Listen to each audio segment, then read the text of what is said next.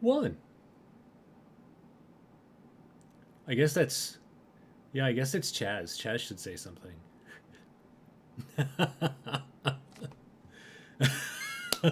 Who wants to introduce us?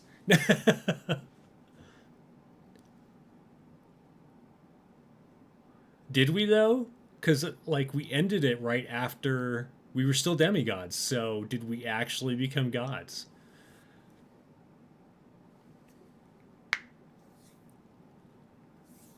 So Onyx Path, you need to hurry up and get Scion Gods done, kickstartered, and have us come back either during the Kickstarter or shortly thereafter to do Became as Gods.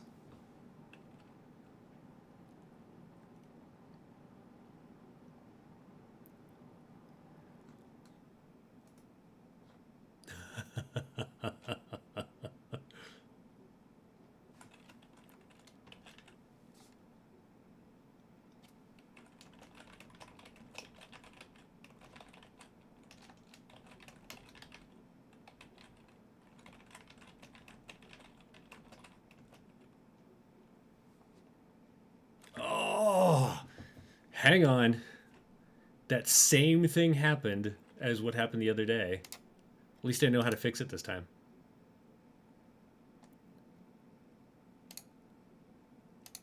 Try now. Okay, maybe not. Many apologies.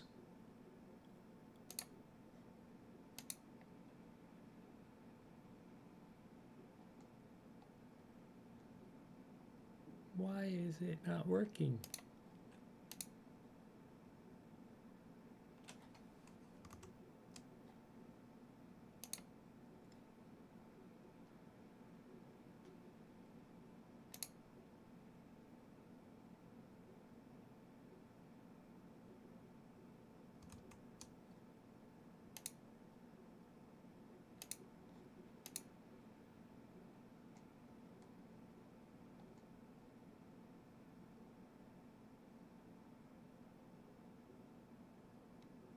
Oh, come on.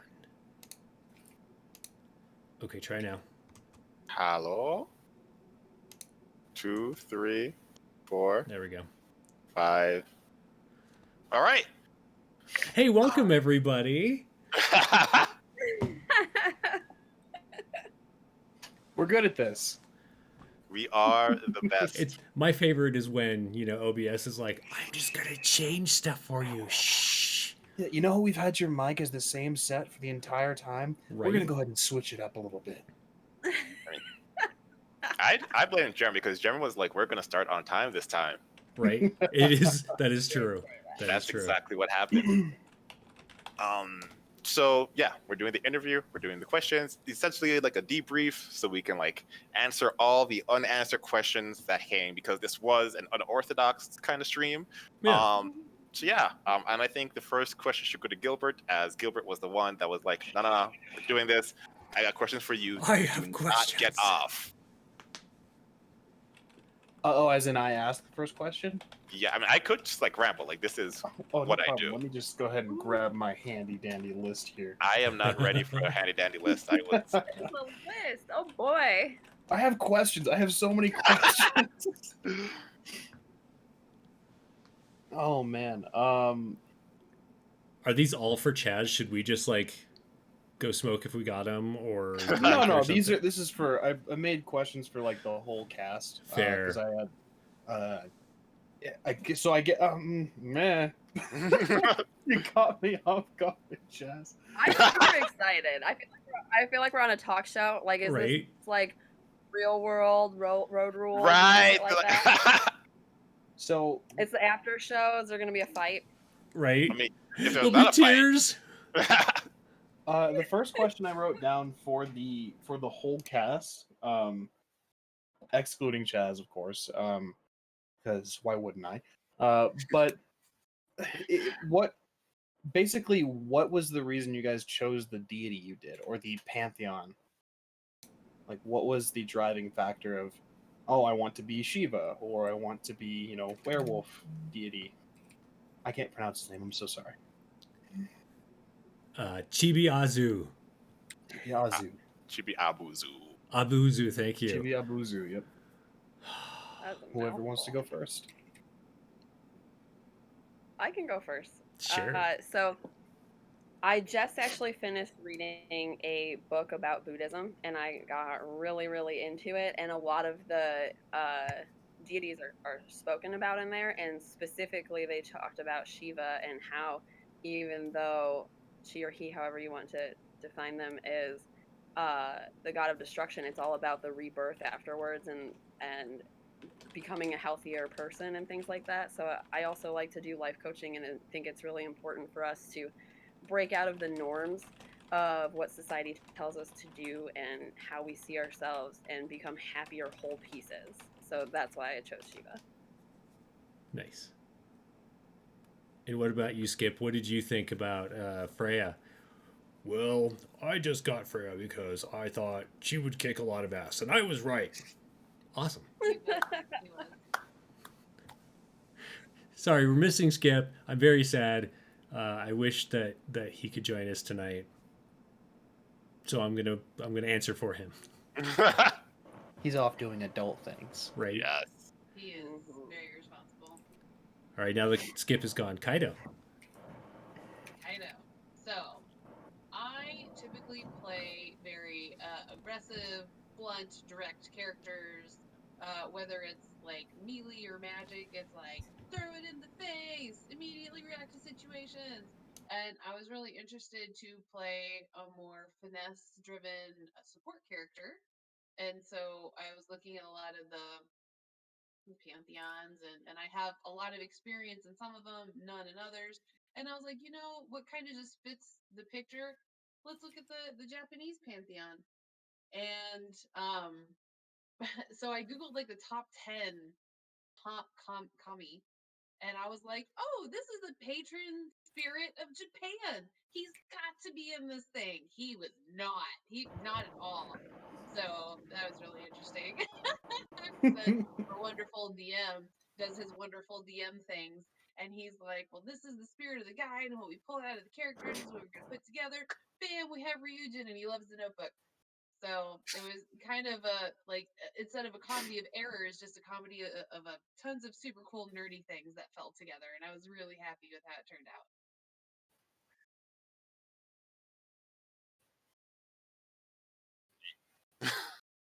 No, I asked the question. I gotta go last. It's all you, buddy.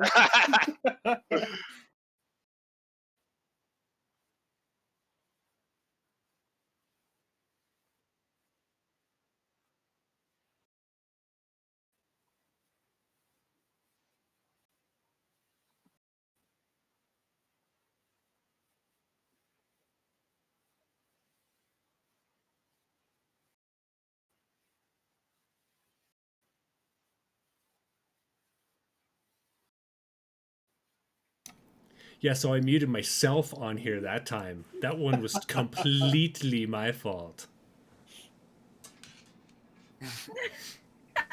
So, I feel like that was one of those moments in the movie where they're like, "And the meaning of life is," and then the bus goes by and you miss it. I don't think I should have to. I don't think I should have to answer anymore.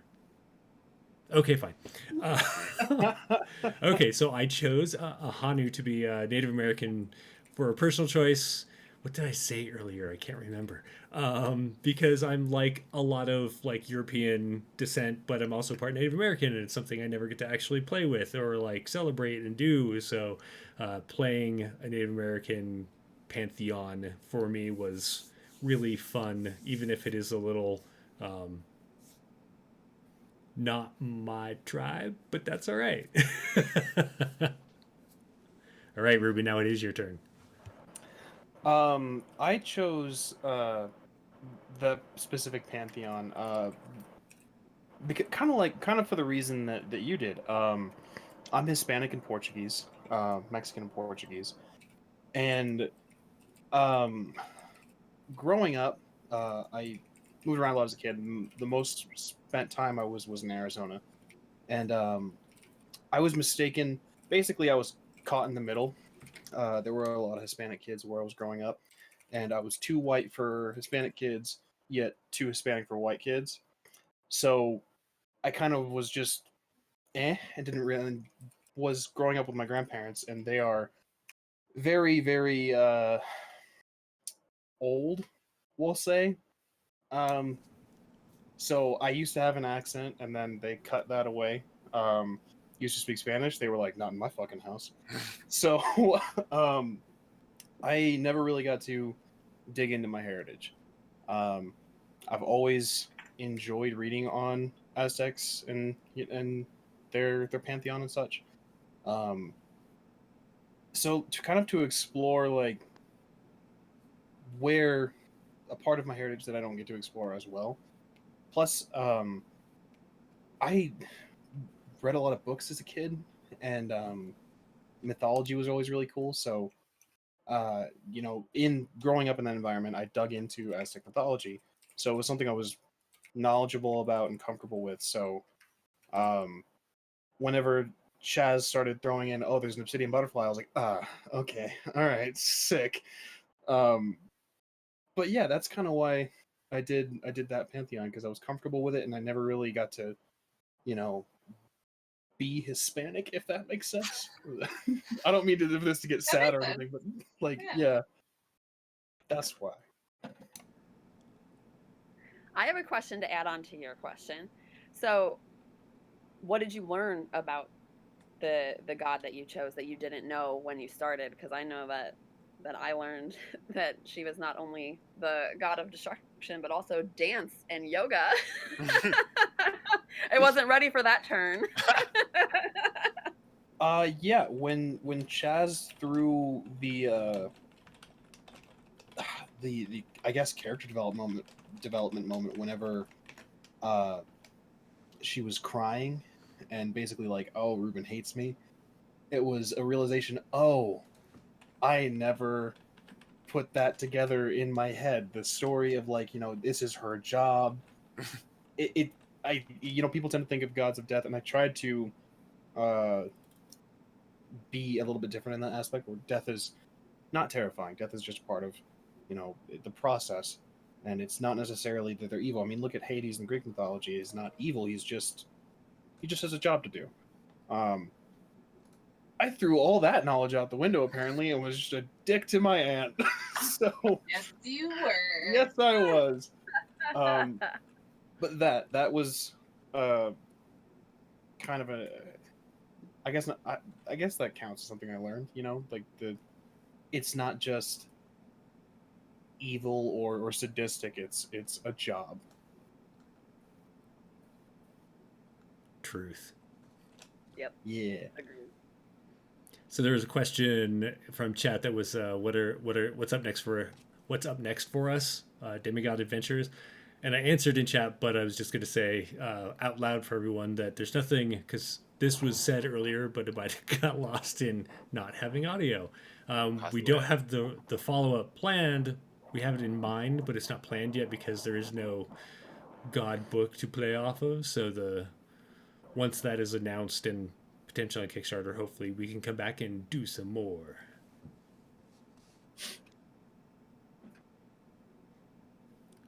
All right, Chaz, so who goes next for asking a question?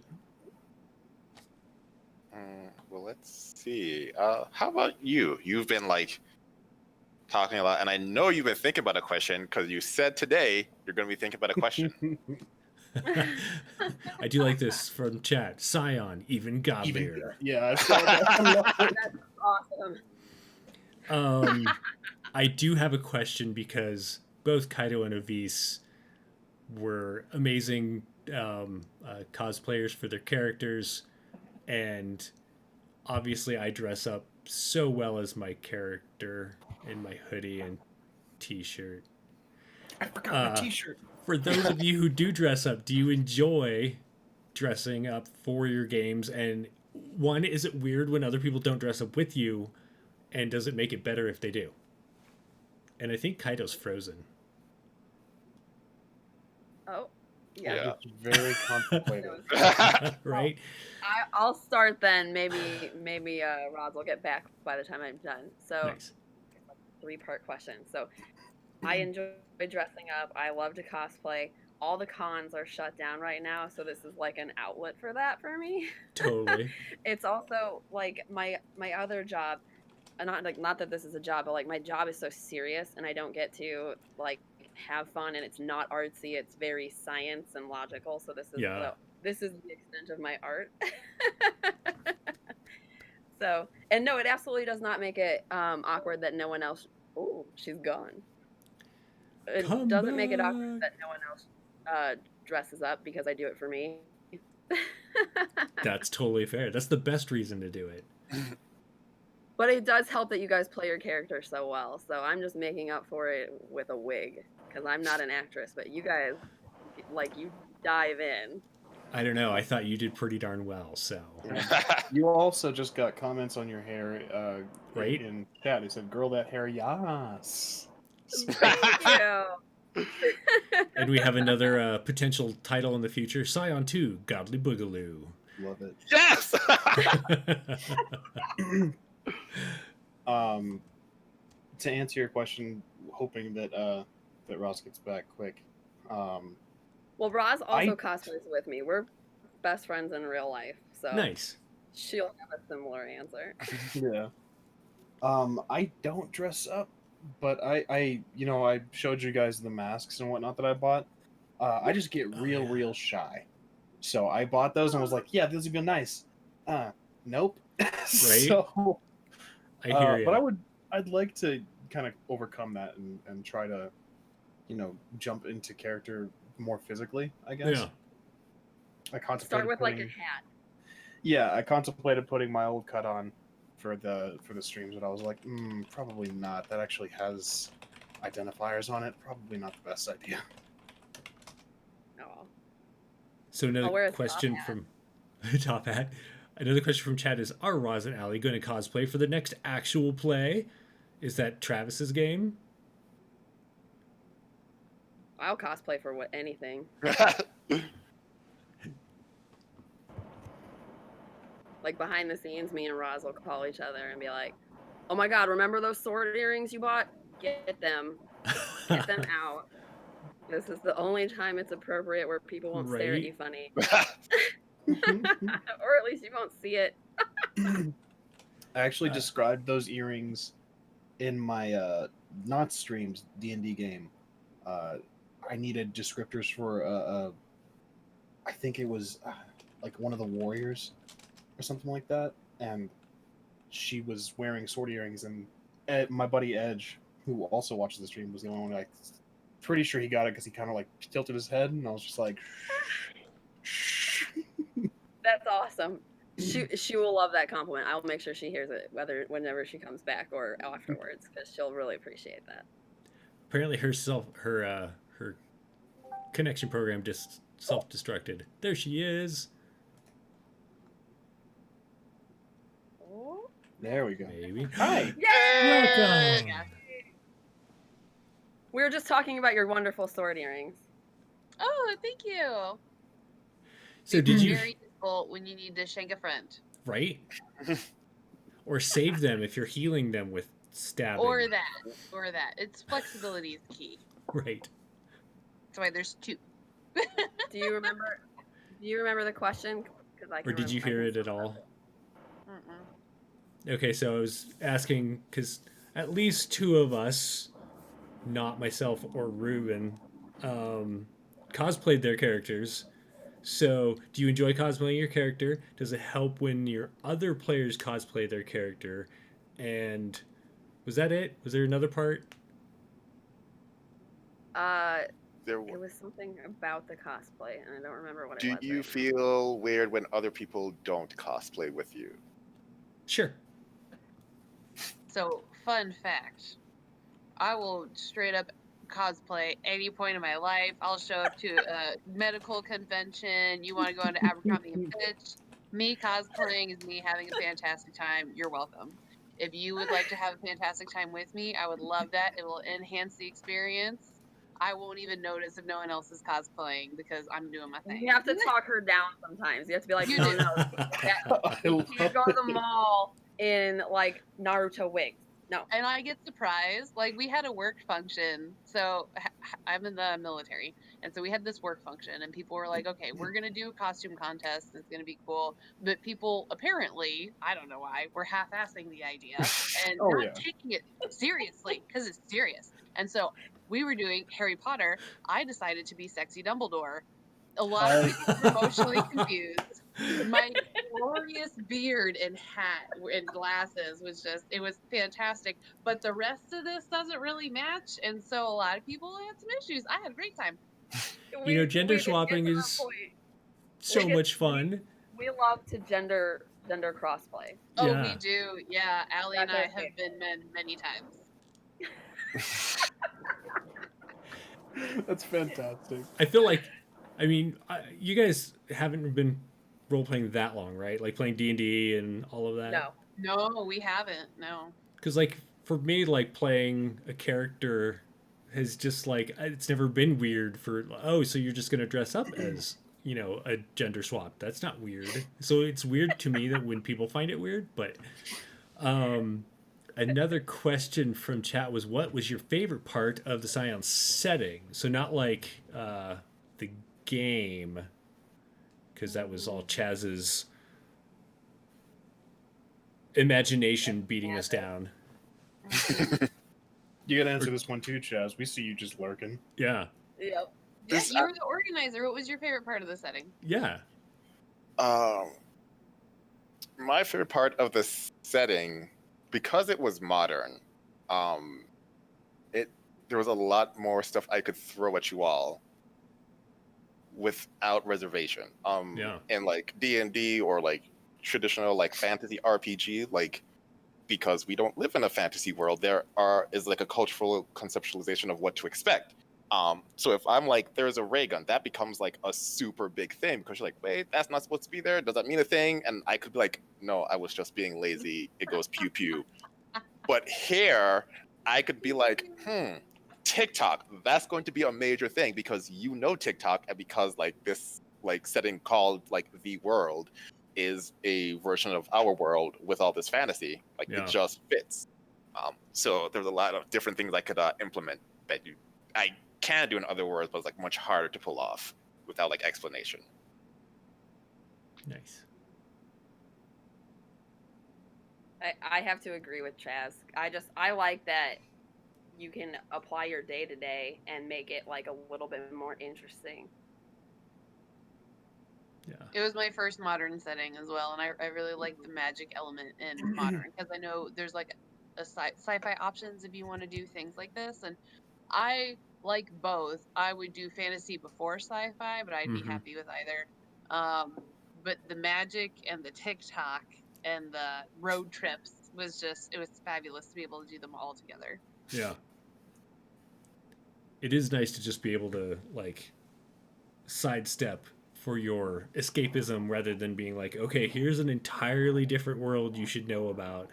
So yeah, that ability to just be like, okay, so we're going to take this stuff that is part of our actual world and we're just going to make it come to life, and then you go play with that today. So you have cell phones and you have guns and you have flamethrowers and magic because gods, you have all of that. Yeah, it's a good combo.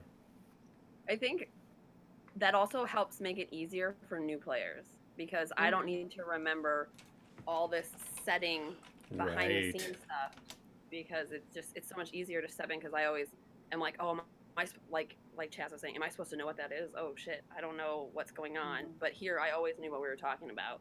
Yeah. I enjoyed the mashup. It's I like things that I don't quite understand, and Chaz does that really, really well. But the setting itself is something I don't fully understand either. Like the mashup between modern world and the fact that gods are just walking around. Like Freya has a TikTok. Izanami had social media presence. Right. It's such a weird concept that, like, that it's just I can't wrap my brain around it, and I really like that. Nice. Bloody Mary traveling the world. Yeah. Right. Oh yeah, I forgot about her. She's living her best life. Yeah, I will never forget that. It's so good. She was. that was probably the first, and that was so early on. That was the first time that I was just like, oh, this is gonna be weird. Yep. Yep. The whole like treehouse adventure. Yeah. Like, first of all, I felt like I'm not trying to hijack the conversation by any means. So No. tell me to shut up if I talk too much. First of all, I realized how fun it was going to be with the random shit popping up, like Bloody Mary in a like street. And then second of all, I realized how well our group just complemented each other. Nice. Like, it's just super funny that most of you chose death gods and then I chose destruction, and all of a sudden we have the one with a bunch of emotions over there. Like, and then Skip just likes to punch shit, which and just we all Right. like complemented each other in the right ways, and it just like built, in my opinion, a really good story and connections on top of that. Yeah. And then Chaz, way to make it emotional, throwing Meg all in there. Right. We got real attached. Oh, without a doubt. My baby has 4 tails now. She's doing great. So, who wants the next question? Avis or Kaido? Both? One of you ask a question. You have to ask the question, right? Yeah. Oh, asking the question. Okay. What was something that you hoped would happen in the campaign and didn't happen?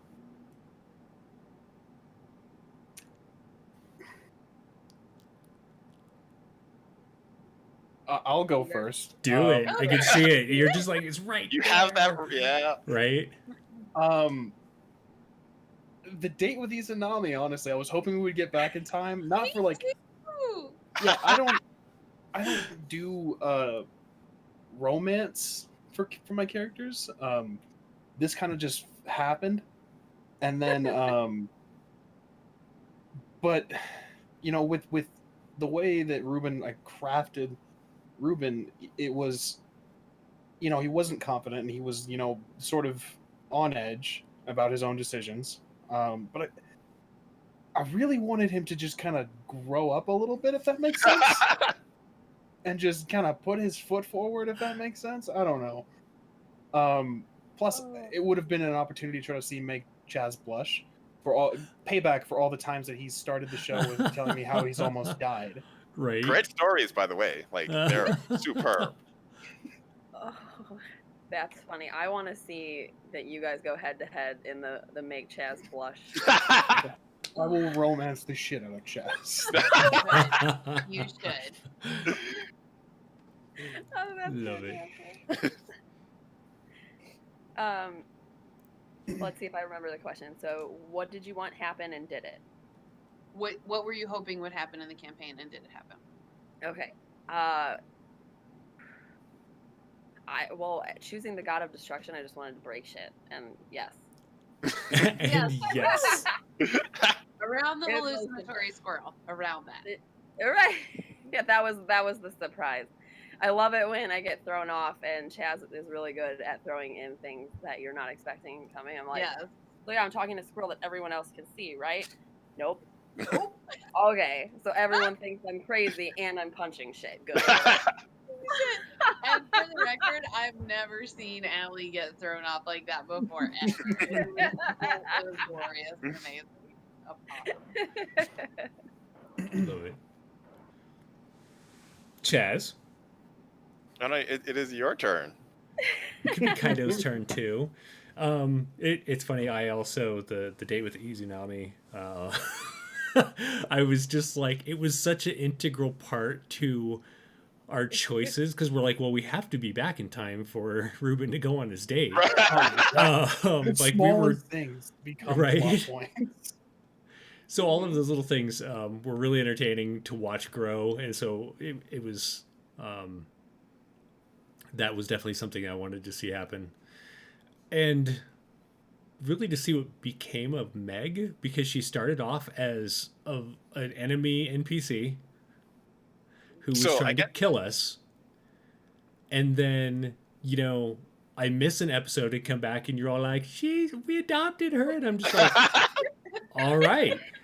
And then Kaido was like, "This is my daughter," and and now I think about it, and because like so in the rules, Kitsune can't achieve. Do they even get to demigod, or can't get to god? I mean, I don't think in the rules they do. Like, I would assume based on my know about Kitsune, like if they got to like the 9 tails, like full, like they would be equivalent to Kitsune. And then Right. I think Inari, the Kitsune god of Kitsune, is a god, and so like they have the axe, but they're not Scion, and so they don't have the same like path as Yeah. you all do. But I could totally see as Kaido or any of us head into godhood, we choose our followers and empower them. I could totally see Love Meg it. becoming a demigod. So, future, we'll see what happens. All right, Kaido, your turn.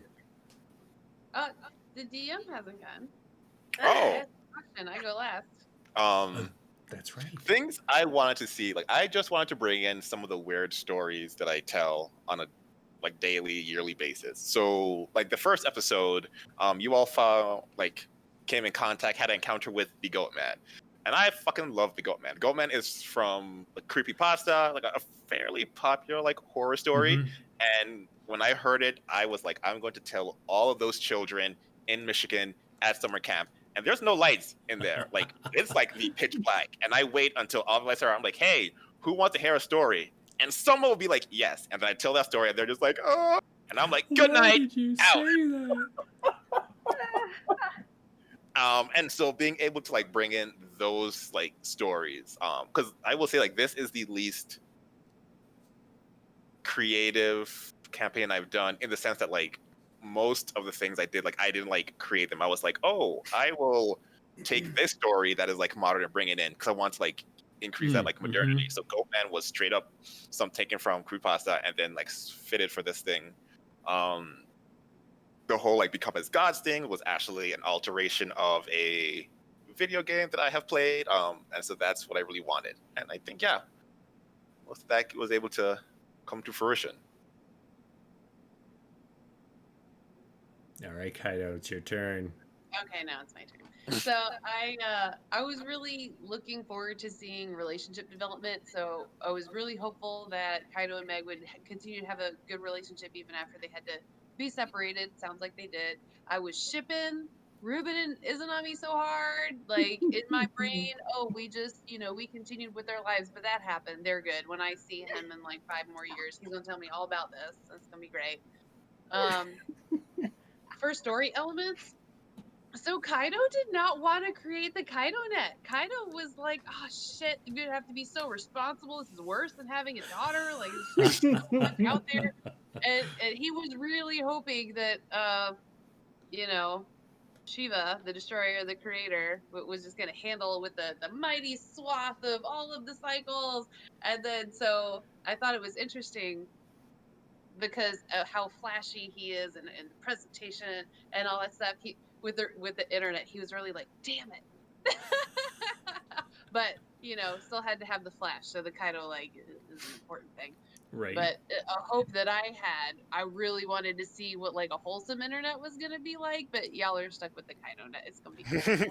We'll redo it in another 10 years. I feel like it's fairly wholesome because you know that Meg is going to be on it, so you're just like, this has to be Meg safe has, for like, my a whole daughter. domain, I feel like it's like the Meg talk, and nobody can ever conquer her on that. So. I love the description of the Kaido net when Meg came up and was like, I can't get on TikTok, can't get on Instagram, and you were just like, I know, isn't it so great? It was so good. That's such a parent thing. I love that so much. You'll thank me when you're 350. Avis, what question do you have? I'll ask a question to Chaz. So, what story were you most excited for us to play out?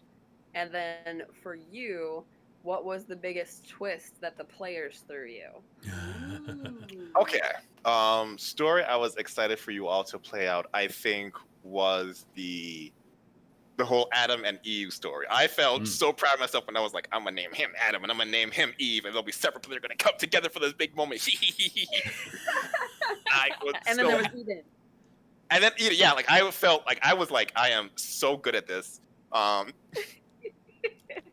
In the sense that like I really like wanted to see what you all would do, because like I've learned years ago I cannot control a normal group of people, and you are not a normal group. I had no clue if you all were going to be like, Adam's like weird, but like he's nice, or like fuck Adam, and y'all went straight fuck Adam. You had so many chances. Fuck Agreed. Adam. We're just And so saying that- like a DM's plan lasts only until the first game or something like that, because which comes to the thing that the biggest twist. I think I've told you all like individually, but I'll say it like to the internet. Meg was not supposed to be important. Meg did not have a name. Meg's only purpose was to be like, hey, there are mystical creatures that exist, and now that you all are getting stronger, they're going to attack you. I thought for sure Avis was going to be like, you're dead. But, and the only reason she didn't die, I think Avis rolled like low on that time, because Avis doesn't have super high dexterity, and so she didn't get any successes. And then I was like, Kitsunes don't fight, they're going to try to run, but like at least 10 of them have guns. She's not going to survive. And then Ruben's ass walks out, decides not to kill her, and so then I brought her back for the sole purpose of letting you all have a second shot. And then, instead of killing her, She tried to kill herself. yeah, I was like, you know what? I have no intention of keeping this stupid fox around. Heal, and you're like, nope, she's good. And at that point, I was like, there's nothing I can do. So I had a friend who was like watching at the time, and someone was like, what's your name? And I was like, Meg? That's great. you know, so I wasn't there for the episode where you named her, and I don't know, like at what point. I know I caught it right away, but I'm just like Meg Fox, like Megan Fox. Is that where? And you're all like, no, like my friend Meg, and I'm just like, well, what? It's a happy accident. Right. Yeah. So Skip I wants to would make know. a Megan Thee Stallion reference, except she's my Meg, and so we can't do those references. So, okay.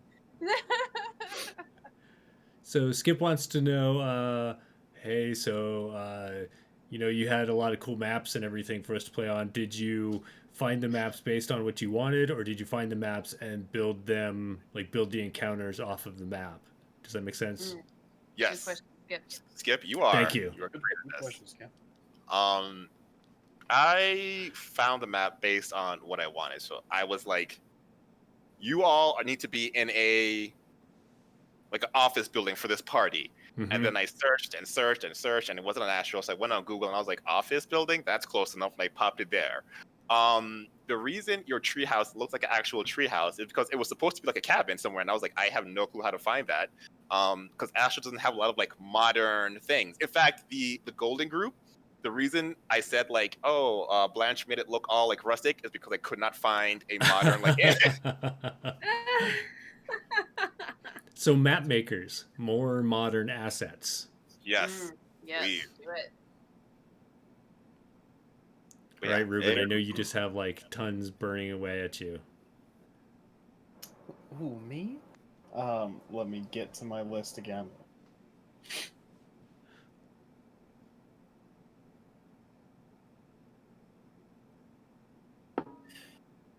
This is also to Chaz.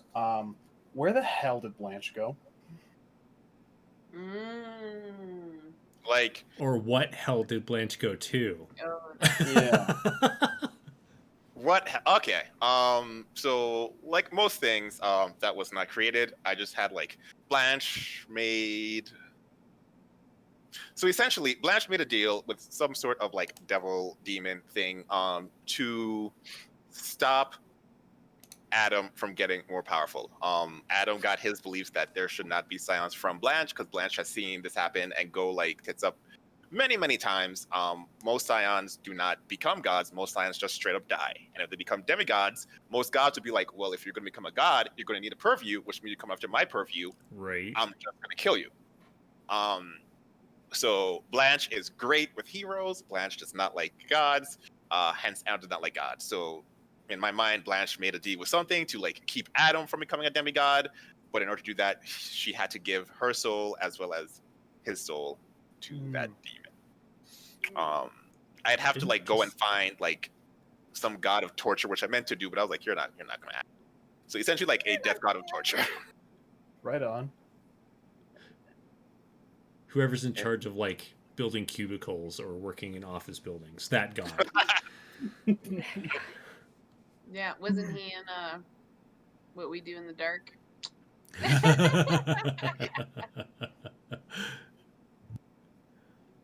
All right, who's next?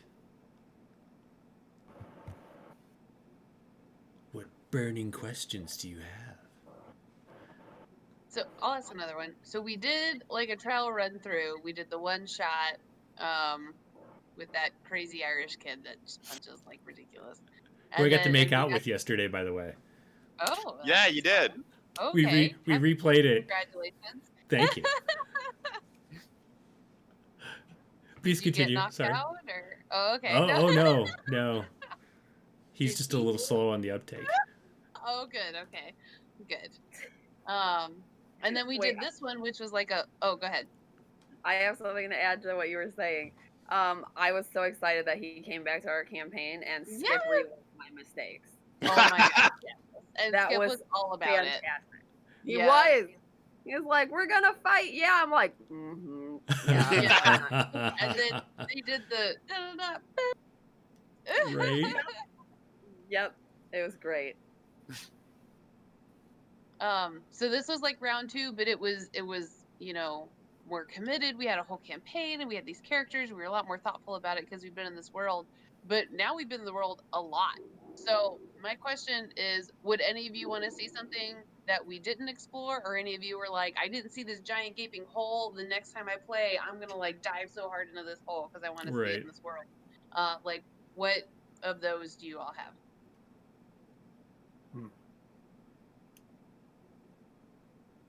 Well, one thing you all didn't do because of the structure of the campaign is that you didn't actually have the like specific awakenings, like transitioning from like origin to hero and hero to demigod is supposed to be like this big thing.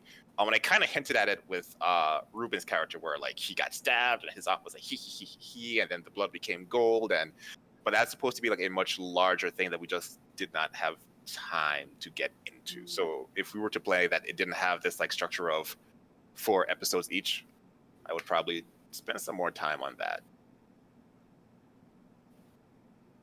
Although it does open up to doing like mini campaign episodes where we're just like, in between this 10-year period, Yeah. here's something that happened. Like supernatural. Right?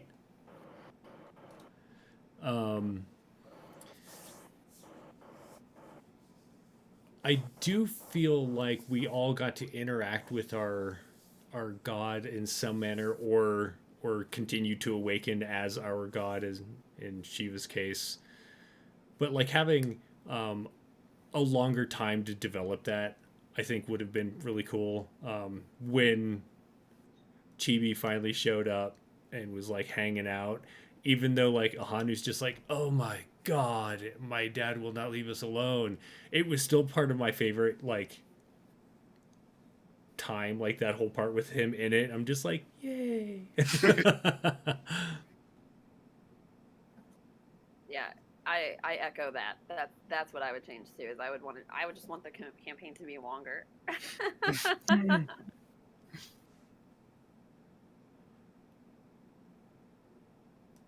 Ruben, you look so thoughtful. Yeah. I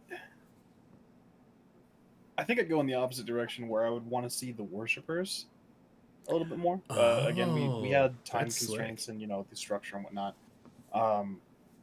But that was a more recent development and more recent interest, because whenever we did Light Distinguished again, Ralph played Emmanuel Montero and had his Eagle Warriors with him. something I completely ignored when I played the character, and I was like, oh, that's actually really interesting to see the interaction between, everyday mortals that are following this deity or this demigod. That was really cool to me. So if we had more time, if we had more, if the campaign was longer and stretched out, the worshippers would have been really interesting to see. I think the only thing we saw of that was Kaido's fan club.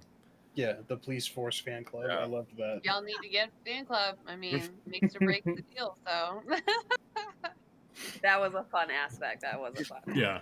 it was super fun. I'm really glad that was outlined because that helped us a lot. And Roz, what would you want to see or change?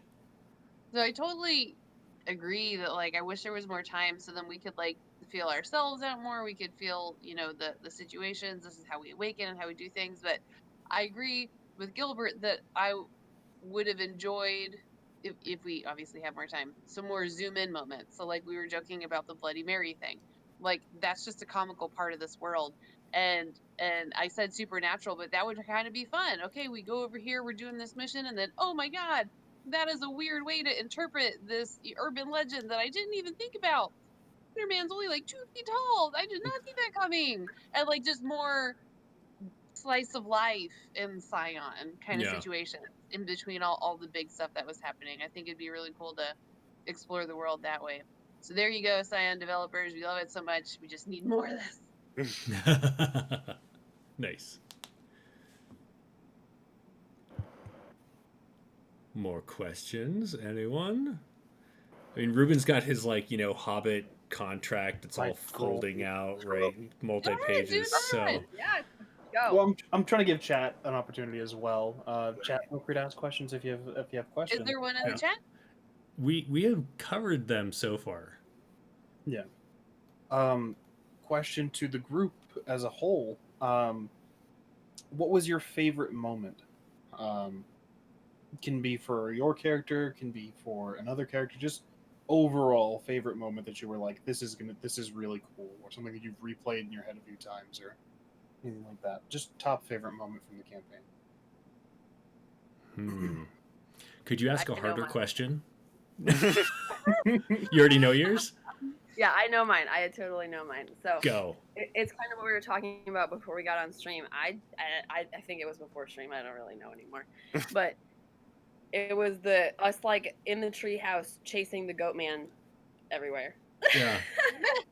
And it was like no one really had powers yet, or they were kind of trying to, but they didn't really. But like we were just like falling over ourselves trying to catch this like low level guy that we eventually came back, and I think we stuck a Hanu on him. Yeah, Yeah. poor guy. He didn't come happened. back. We were going to try and befriend him, and he just ran away for some reason. He was It was not a down. joke. Yeah. So I like the full circle. I like how we come back to things, right? Like you had the crumbs of the cookie, the getting high cookies in your, the drugs cookies in your pocket. I love the full circle stuff. Those are my favorite moments. Nice. Kaido? So I'm gonna cheat. I have two. So one of mine, we'll do like deep character development. One of my favorite moments for my character Kaido was after Kaido had to drop Meg off with her goddess family, and we move on so we don't destroy things around us. And he obviously came from a turbulent home and had all these repressed emotions going on. And there was that moment that happened, like, oh, you feel somebody at one of your little worship sites, and oh, it's this little fox spirit who's sending her best wishes, and that represented the solidarity of their relationship, that they hadn't seen each other in 10 years, that they still have this bond, and that meant so much for my character and what he had been through. Roz's favorite moment of the campaign was when we all went dancing on the beach, and That was good. the beach was tearing it Or in up, the and we were all fountain. dipping and woo, Right. dancing out there. That was the best for me out of the whole thing. Nice. I feel like we would all look like that in real life as well, and Allie would destroy us all, and it would be amazing. Right. I feel like we would be crazy on a beach. Yep. For sure. Chaz, what's your favorite? So one of my favorites was very much the beach. Like you're used to solving a problem through like fighting. You're used to solving a problem through like thorough investigation or like witty social skills. Never have I seen people solve a problem from just sheer amazing dance moves. Um, which I think is how all problems should be solved. Should be. I can't disagree. Yeah. A second favorite moment was actually when Gilbert once again said, "I'm the asshole," when he realized how shitty he had treated his aunt. Because God. I don't ever attempt to make you feel like an asshole. When you said something in the beginning of this stream, and I was like, "All right," and I set that plan, and I can't usually wait that long, but I bided the time. My time. Oh man. Love it. So that was the one and only time I set out to make you look like an asshole. Yep. I do it to myself in game a lot. Love it. I guess so. Ruben's going last on this one, huh? Okay, so there were a lot of really fun moments, but like when I think about my character and like his development, he didn't get to follow like the same development everyone else did, where he was like elevated because of his sire or because he was a god or something. Even though like he is the son of a god, Chibi didn't like show up and be like, "Hey, son, so you're actually like a Hercules." He was like, "Hey, that was a good set you played in there. Do you like my dogs?" And because I survived the werewolf attack, I got to be a werewolf, and that was my ascension from origin to hero. And so that was like, I feel like mentally he wasn't in the same place as all of you. Plus, you had all become heroes at that point, and I'm just like, you're towel boy, And so like him hanging out and everything, but like the whole werewolf thing was a little weird for him to accept. But this is gonna sound so weird, but it's like this moment where I feel like Ahanu stopped being the party kid. And it was because of Meg. Always. She is our driving force. Right? So when he took Meg because Ruben had scared her so bad, and so he left the house with her, and then he turned into the werewolf in the car and just like curled up around her and like slept there waiting, to make sure she was safe. That was like the defining moment for the rest of the game for him. Like he stopped doing drugs like he did. Like he had to take the stuff to maintain his rage, because essentially what set him off was any shift in emotion. So any powerful emotions. If he got super sad, he turned into a big crying werewolf. If he got super angry, he turned into a big raging werewolf. And so he was just like always taking like lithium just to make him like just straight. But then he'd have to be like, okay, now we have to fight. Hang on, can y'all wait like 10 minutes for this to kick in? Yeah. But like that kind of growing up moment where he's just like, she's not my daughter, but I kind of feel like an uncle to her, or like a big brother or something. So that was my moment that I like just keep looking back and I'm like, it's so weird, but that would be it. Yeah. I love that one too. I love that it was also in a Taco Bell. In a Taco Bell, Yeah, that was Because why not? It's very Right. important. the best stoner classic uncle. uncle move. Yeah. Yes. Yes. The best. So Ruben. No. Coincident. Yes, Ruben, sorry. Coincidentally, one, I also have two, and then my top moment I think is that same moment. That was just really sweet. I love when I was a kid. I had not a similar moment, but where I had to be taken up to a mountain and like talked to and basically like checked on, see if I was okay. So that just gave me like little emotional flashbacks, and I was like, but it was just really sweet, and it was I don't know. It was just family bonding, and like Kaido and Meg's relationship was always just really beautiful to me. Yeah. But then the whole group like being involved in her being raised in like the aspects of like, oh, Ruben's the scary uncle, you know. Avis is the fun fun aunt, Right. and you know, just that was, you know, the emotional support, and like it was so cute, and especially the curling up in animal forms. That was my, I think, absolute top.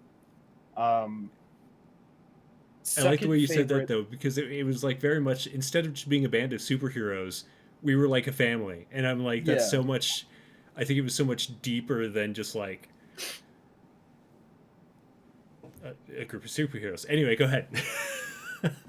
My second favorite one was anytime Ruben had to, or tried to be funny, or tried to, you know, just play pranks or jokes like everyone else did, and then they just horribly backfired. Like the whole lightning dragon thing, that was off the top of my head. Like what? Oh, why was the lightning dragon crying?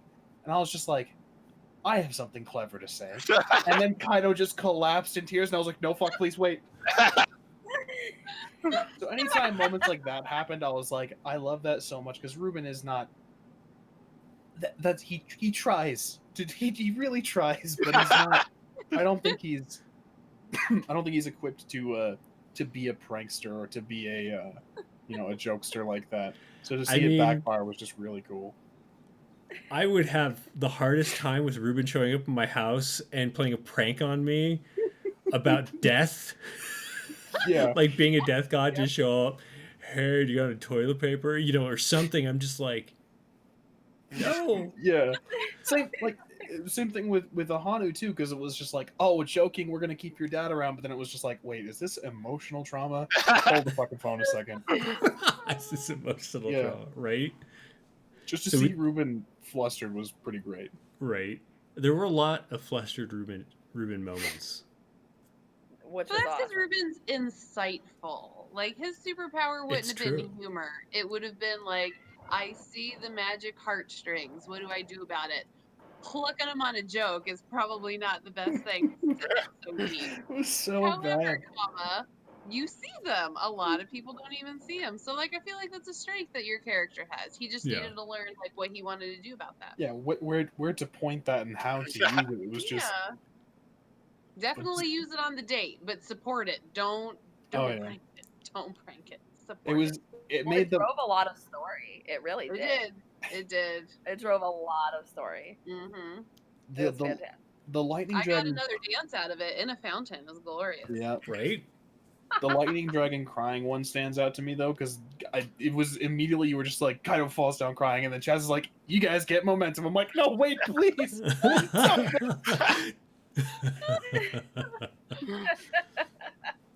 So there's a question from chat. It's probably got to be for Chaz, unless we all want to decide. Was it a Taco Bell, or was it a KFC Taco Bell mix-up restaurant? I've even seen a McTaco Hut, so this is a serious. I've also seen them mix with Pizza Hut. I've seen Taco Bell and Long John Silver, What? so this could be any manner of thing. Yeah. Well, the truth of the matter is, it was a Taco Bell / other restaurant.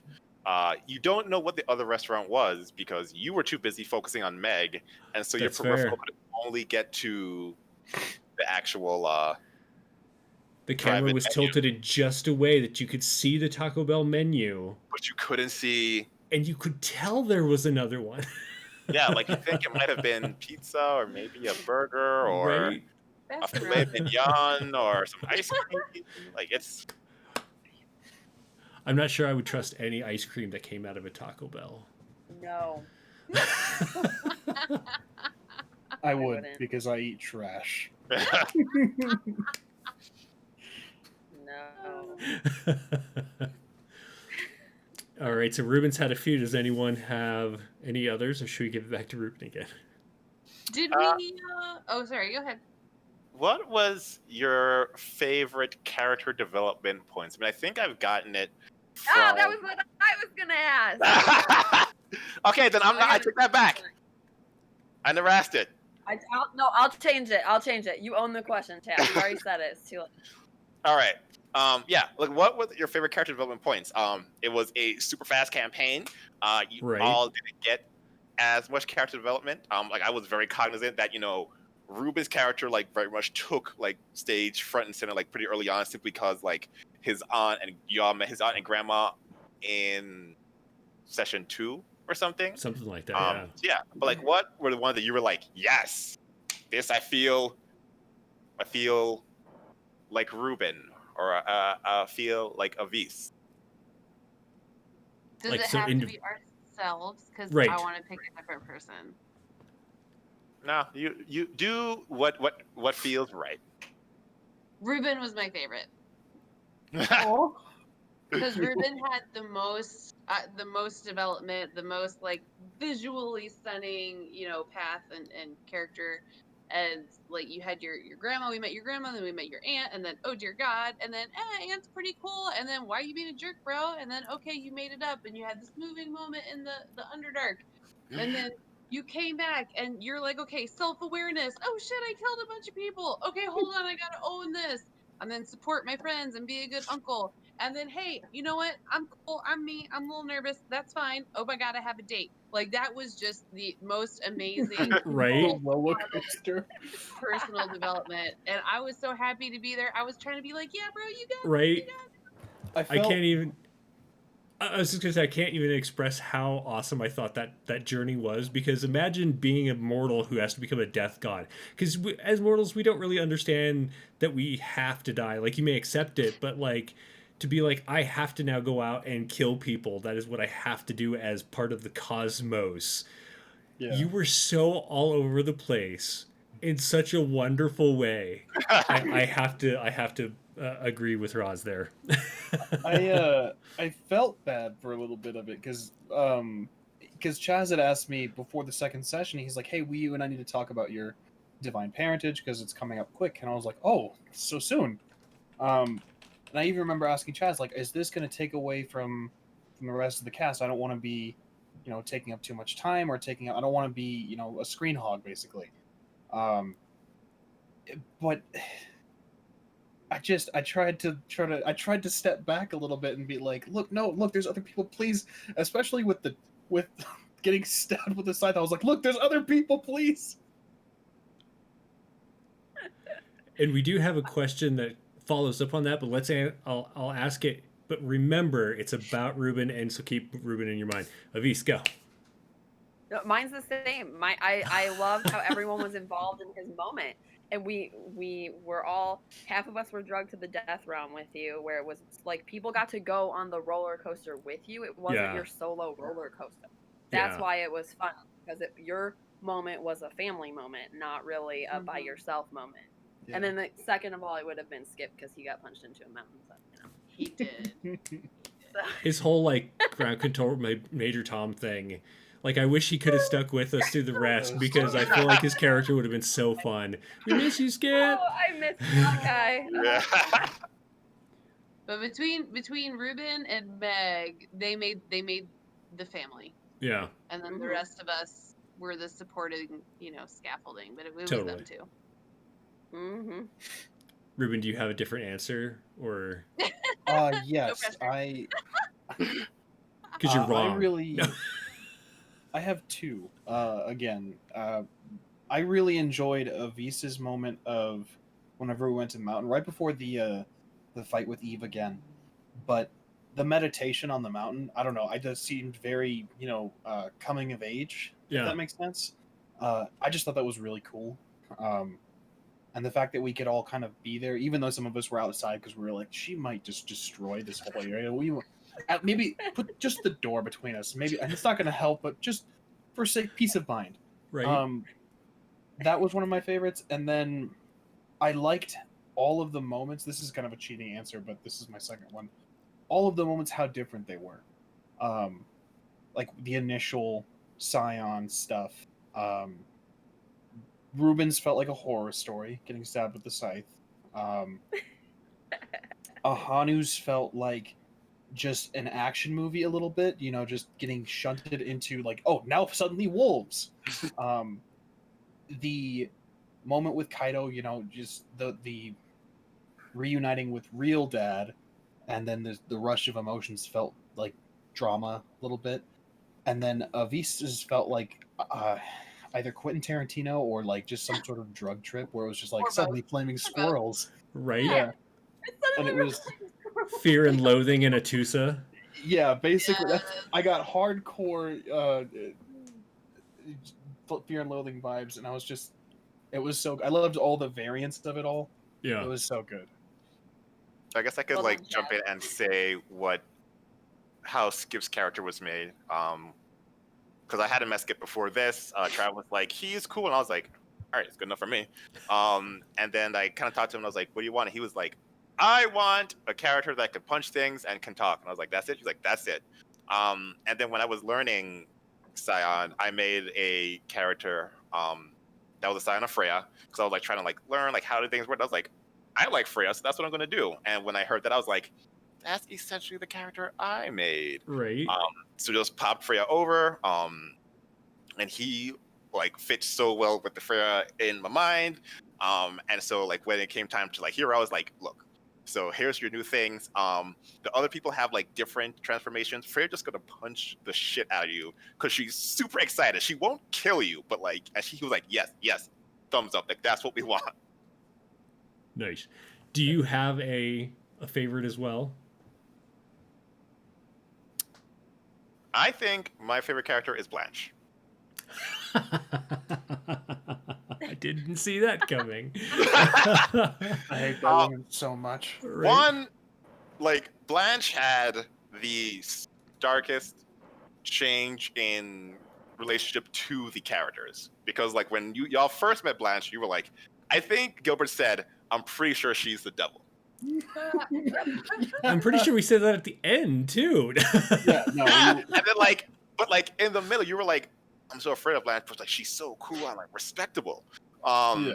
And Avise did the thing like, is there any sinister? Like, no, there's no sinister. What's the word? Insidious.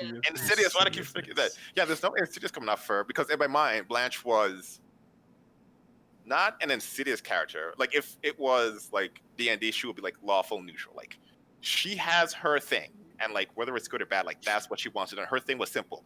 I want to help protect the world using heroes, and I want to stop heroes from going to demigods because they don't know what they're going to expect. And so like when she was on your side, her like stubbornness, we'll say, was like fit for you. And while you guys were like, I have a feeling if she was on the other side, she'd be horrible. Right now, she's good. It was fine. And then it switched, and I was immediately able to just be like this complete asshole to all of you. And no one is as much of an asshole as Blanche. Even with Fred's arm through her chest, she was like, what? What do you want? Say something. I got shit to do. And I was like, yes, Blanche. Yes. God, that woman is so grating. Whenever we got on her bad side, I was just like, oh, this is going to be a nightmare. And it was. And Yes. it was. Yeah, Oh, I hope you noticed Kaido never danced with her, and he danced with everybody. He felt she was grating as well. And my second favorite character, Abuelita, Yeah. because she Yeah. was I danced with her. just my grandmother. Like that's all she was. I had an adventure with my grandmother like 3 weeks ago that Roz knows about, and it was the same kind of like, oh my god, Granny, where you is? No, don't hang up the phone. Fuck. Because you know, like, if she's not gonna answer the phone again. Like, it's done. Like, we've had the conversation. If you didn't pay attention, that's your fault. And so, I believe that's exactly who you're going to be. I love it. I love That's that awesome. woman. Right. Yeah. But there, One more before we. Oh, sorry. Before we change topics, if we're Yeah. still talking about Abuelita, that's fine. oh no. I want to talk about Skip one more time. So Skip, I really appreciate you explaining all that stuff. One more thing I valued about that character is whether it was Malachi or Skip or both. I know the line's somewhere in between. Skip could always bring like the verbal assault, unassailing, unyielding, Right. highly intelligent, So and comprehensive verbal assault. Or seduction. You need to on put the this dance on a floor. whiskey It bottle. doesn't matter.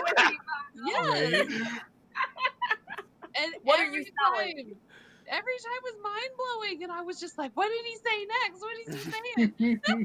And I super appreciated having him on our team because I would not want to go up against that. Absolutely, yeah. Oh When my he God, was, I'm just gonna tase him now. Like I can't handle that. yeah, I he- had to mute and laugh at all of his stuff. It was Right? he's so the creative. So good. the highlight of that was when he met your crime drug lord evil parents. Yes. Where he was just going in. I was just like, oh, Right. oh. He was so good. Oh, these people are still trying to talk. What do you want? Do you want? I'll just send you my. It's fine. And I was like, get him, get him. Love it.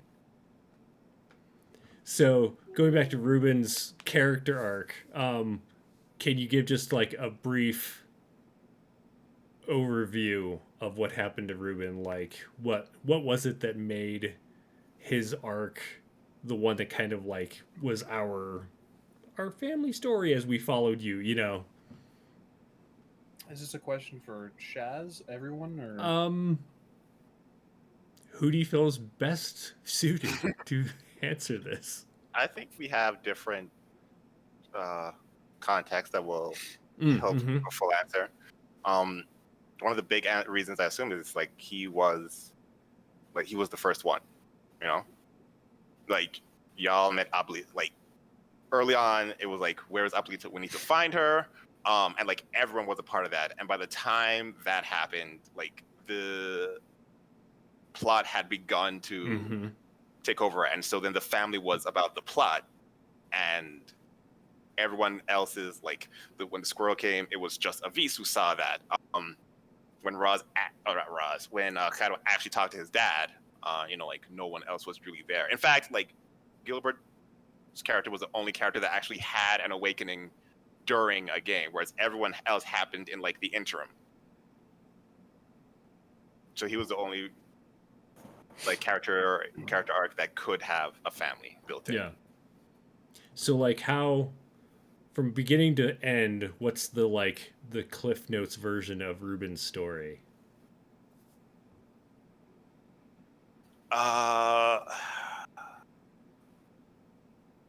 You wanna give this one? Sure. I'll preface it by saying, no, I won't. I won't preface it with anything. So Ruben's whole arc, I built him basically as kind of how I used to be. I used to be very indecisive and just kind of, you know, I had to control things, otherwise, you know, I couldn't wrap my head around it and I would panic a little bit. So his whole character arc was kind of him learning to just kind of go with the flow. So like you guys said, he was all over the place in the best way. One of the things that this is dancing on the question, I'm so sorry. But one of the things that that kind of highlight that was whenever he Auntie left and was just like, "This all you now, goodbye." He felt so bad, and he was just like, "Fuck it, everyone's gonna die. Someone's gonna die." So it was just like, well, this is how it's gonna be. So I guess I'm just gonna do the thing, and you know, it was just him learning to just kind of relax, I guess. You know, not to have to control things and not to have to, you know, stress so much. Becoming a scion of death, he was already uncomfortable with hurting people. So a detail I mentioned to Chaz, he put on a tough persona, which is why Meg ended up being a part of the family, basically, because he was just the first episode he kind of hobbled out with a bullet in his leg and he was talking shit. But the moment he saw that this fox was injured, he was like, my heart hurts. So, but he's a big softy, and violence. Whenever he hurt people, I mentioned to Chaz, I was like, whenever he has to hurt people, whenever he cries. He doesn't like to hurt people, which is something that I used to do as well. I was in a lot of fights as a kid, so, but I didn't like to hurt people, so I would be beating the crap out of somebody, and then just tears streaming down my face, and everyone's like, "That guy's nuts." So It was him learning to just kind of like go with things and to kind of let control go and just let things happen. And sometimes bad things need to happen, and they don't have to be terrible. If death is your purview, then it doesn't need to be terrifying. It doesn't need to be a scary thing. You can control that and kind of make it peaceful. They don't need to see the face of a Grim Reaper. They can just see a dude and say, well, take my hand. We have the next step to go. Yeah. That's I'm going to really get a bad. little teared up now.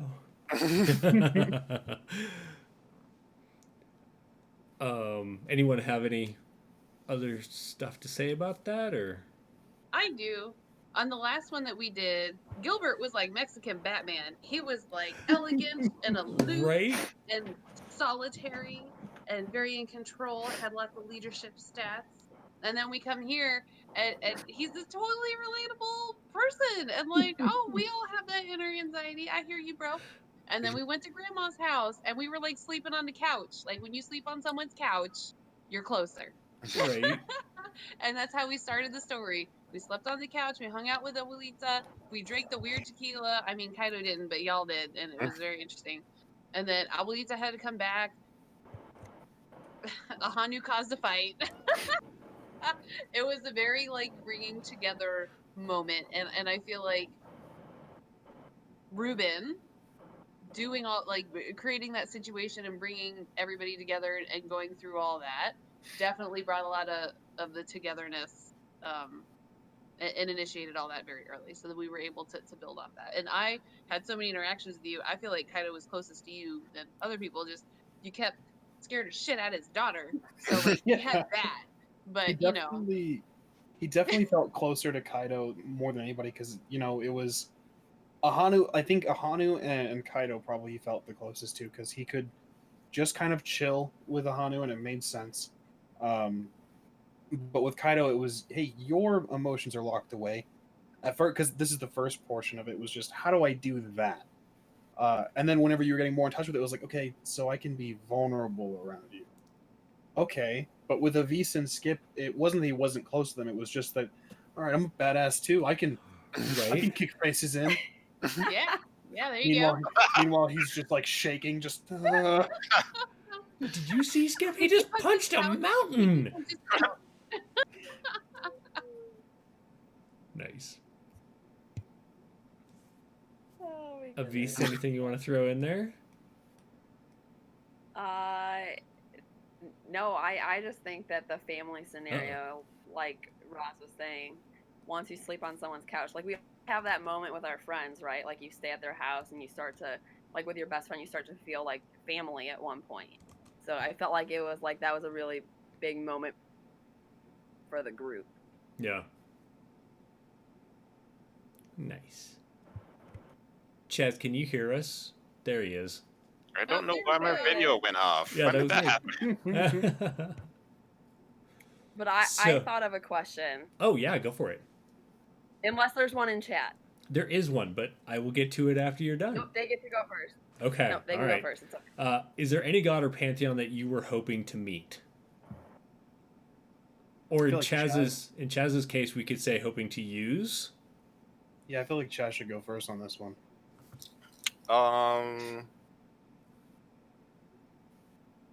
Not particularly. There are like Freya was when I first thought of this, I was like, Freya is who I want because like in one of Travis' game, I wanted to make like a Freya D&D character, just didn't work. So like once Skip was like, or Malachi was like, I don't care, just give me anybody, and I got Freya in.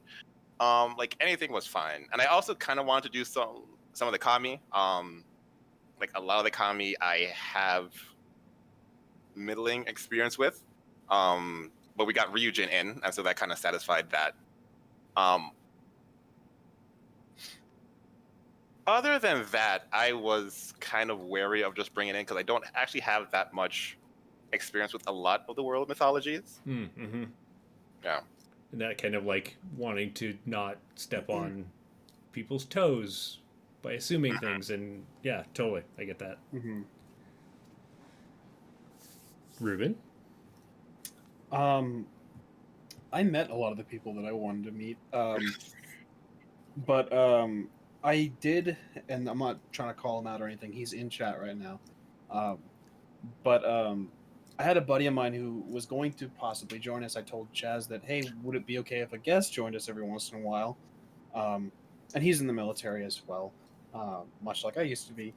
But so schedules didn't align. But he wanted to play a Scion of like the Getty, the Loa. Um, and I really, really, really enjoy that. Um,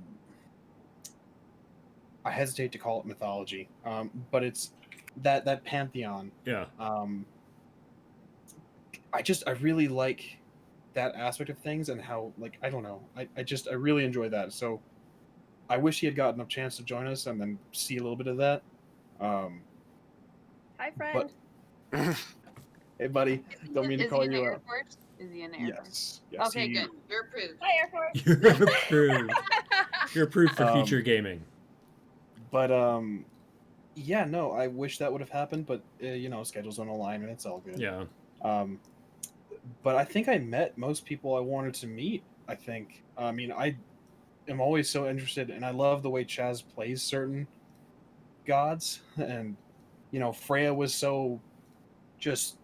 Over the I don't. top. Yeah, because I don't. I like the different interpretations. I don't picture Freya as hype, but I loved hype Freya. I loved hype Freya so much. So Yes. seeing Chaz play any deity would be amazing. Yeah. Mhm. Kaido. So I'm gonna side quest real quick because Gilbert talking about that just gave me this vision of more amazingness that's possible with Scion, and he's talking about the Loa. So our friend Malachi, who plays Skip, lives in New Orleans and is very familiar about the Loa. And I got this vision. What if we did a, like, couple week Pantheon campaign where it was all Loa and Yeah. dealing in New Orleans, and then we have our wonderful GM who can like bring in other people from other bands, etc., down to our area, and it would just be this anthropological extravagance of like learning about things and role playing and sorry, so that was my sidetrack. Who I would have hoped to see though, I'm sorry, y'all asked for it. You're about to get a 30-second soapbox. So Hades and Persephone, but not for reasons most people Mm, think. So with the advent of millennials, I'm a millennial, everybody's welcome. They've been deep diving into a lot of ancient stories, mythology, things, everything from the Bible to Greek mythology to history and archaeology. And so they're getting into these stories and retranslating them again.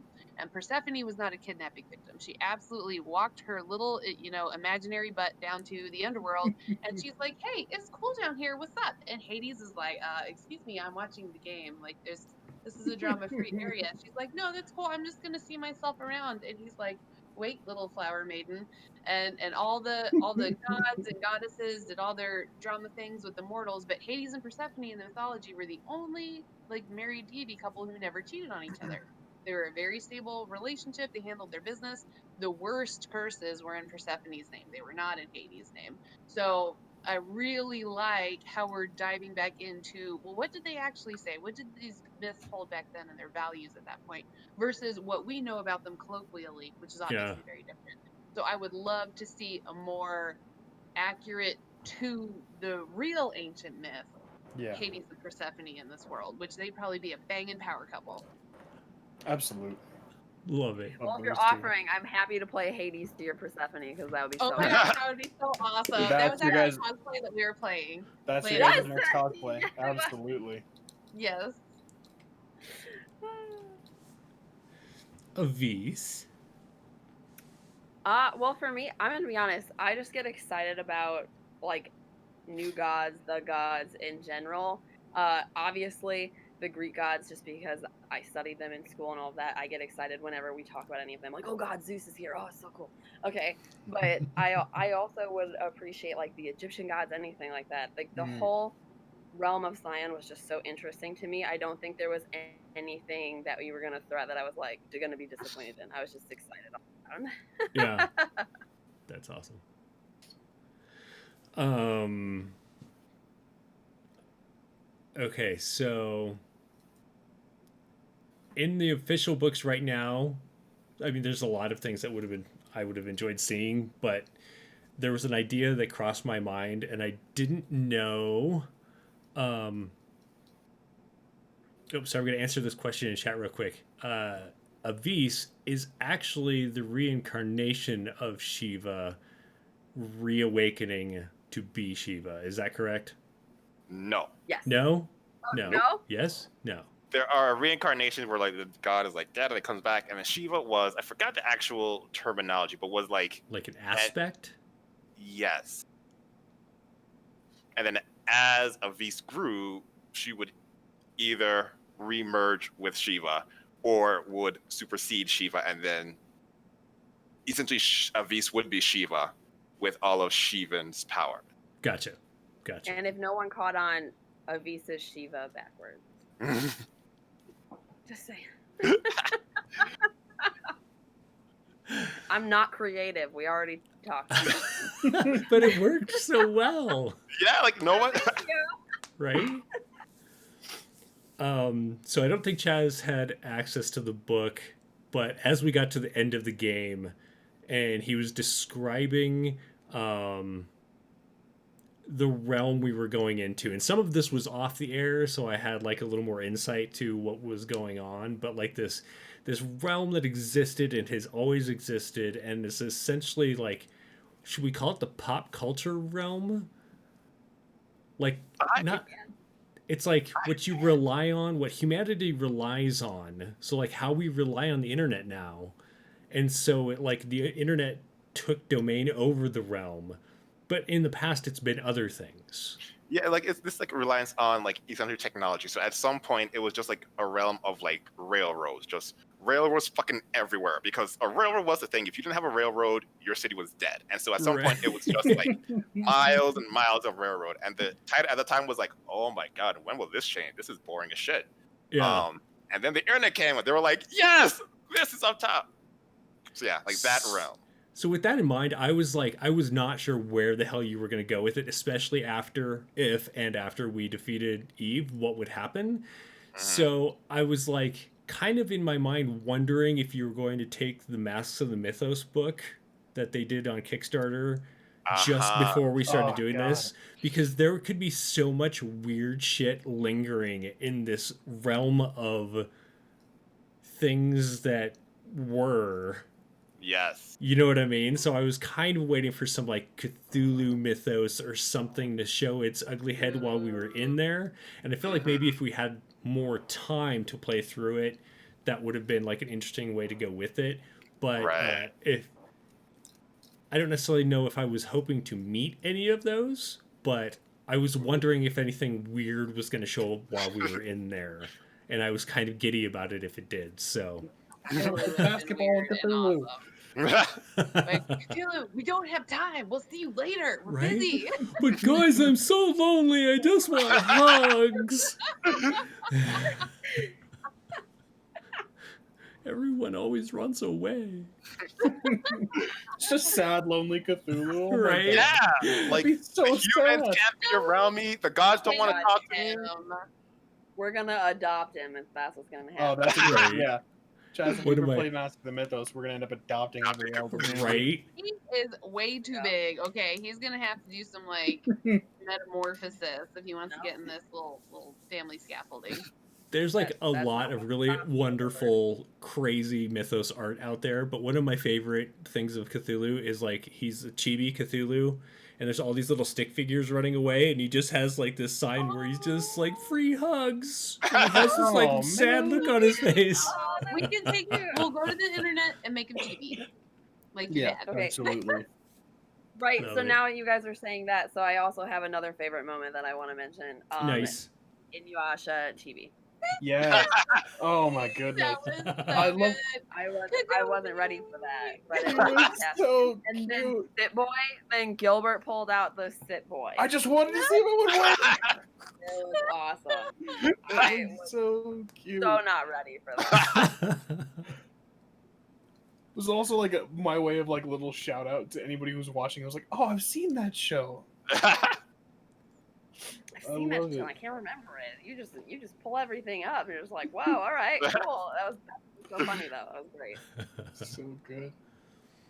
Any other questions from us? Yes. Chaz, you and I had I think most of us had like a small conversation, where you were like, well, if you guys don't figure it out in like 20 minutes, then you guys probably might die. How would you have narrated? I don't know if you guys can hear the train. I'm so sorry. What train? How would you have It must be narrated in like? that realm. It's in the railroad realm. Yeah. Still just lingering. How would you have narrated the ending of that? Like, we all fail, basically. Do you mean when you were like trying to figure out where to go, to find Eve? I guess, yeah. In general, like if we had failed, because I feel like as a DM, or as a Right. game master, it's you expect you try to plan for the success, but like you have to have like a level of improv or a level of like, oh, you guys all died. Here's what happens. Gotcha. So in general, I do not plan for your successes. You all are smart enough that you will come up with some shit that I could not have planned for that will be way better than anything I could have planned. And so, like, I think I told maybe Jeremy, I was like, you all are going to the internet realm. I have no clue what's going to happen because I really had no clue. I was like, you all will somehow find a way to find her. If you didn't, what I probably would have said, because I was building her kind of as a mind controlling thing. If you like boil down TikTok or the internet, you can be like, TikTok is controlling the minds of children. It's much more complicated than that, but whatever. And so I would have had her slowly taking over the minds of people, to the point where like you all would have like probably survived, but like you would not be gods anymore because people would not give a fuck about you. They would only be like essentially worshiping Eve. But that would have like much greater consequences. Is that they would not be worshiping any other god. So it would be much less that you all die and much more the end of the world because the gods aren't there. Therefore, the Titans take over and the Titans just kill all people. Yeah. Hmm. And that's Becomes one the aspect of the game Matrix. that we didn't really get into as much, like the Yeah, the Titans. Titan. Yeah. But I mean, there was so many options for you to choose from that in a 12-week run, you couldn't do everything. So that's another thing that I'd like to see at some point. Like, how do the Titans interact with things? What kind of crazy shit is out there? Especially being someone who plays a lot of Scarred Lands, like the Titans versus the gods is a huge theme, and so this is like living the meta of that instead of being like, I'm a mortal and I'm gonna hit you with my sword, die Titan. And they're just like, we're like growing up to be the guys who do go fight those Titans. So that's interesting. And it's also interesting because Gilbert brought up like the worshippers. So why do the worshippers suffer us who are making all these catastrophic mistakes and making leagues of cities cry at the same time for absolutely no Right. reason? And it's like, oh wait, yeah, because the Titans. I remember like one of our scenes when we were dealing with this investigator lady. It was probably from the last game, our first one shot, and I was like, why are you talking to us like we have any authority whatsoever? We just make things go bang bang. Like you're a cop. Why are Right. you? Oh wait, right. Okay. I mean, There we we did go. have Mexican Batman with us, but Yeah. But it's just interesting to think about that. Like, why would you even tell me anything? Oh, right, the Titans. Yeah, those are important. right. Don't want them coming back for breakfast. Right. Your Right. They'll deal with it breakfast. crying. Crying is fine.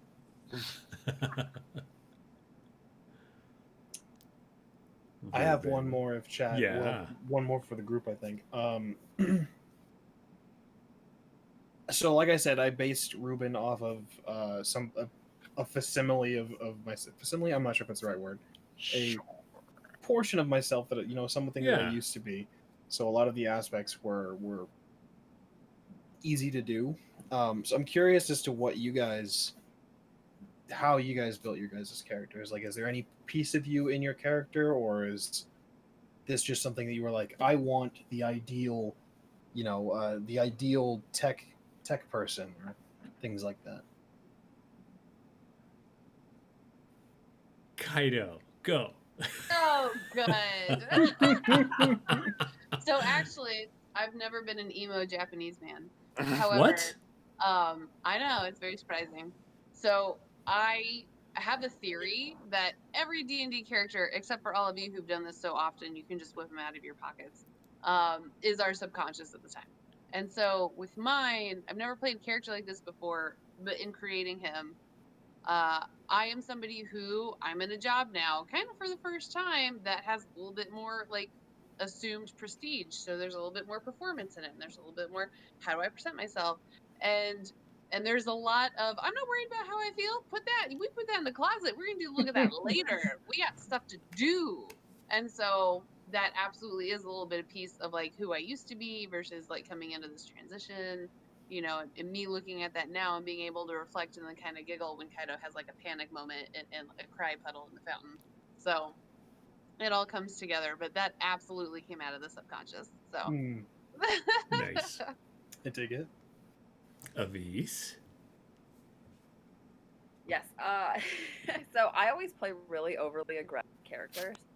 Um, that definitely speaks to my subconscious. I spend all day and all night being the bigger person, and sometimes I'm sick of it. It is nice to have that catharsis that is role playing. Yes, yes.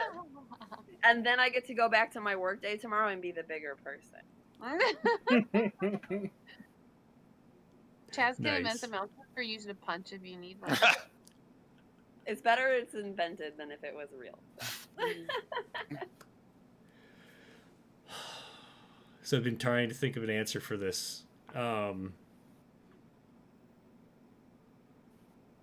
I've been playing for a long time, and I do know a lot of my characters have at least some sliver of me in them.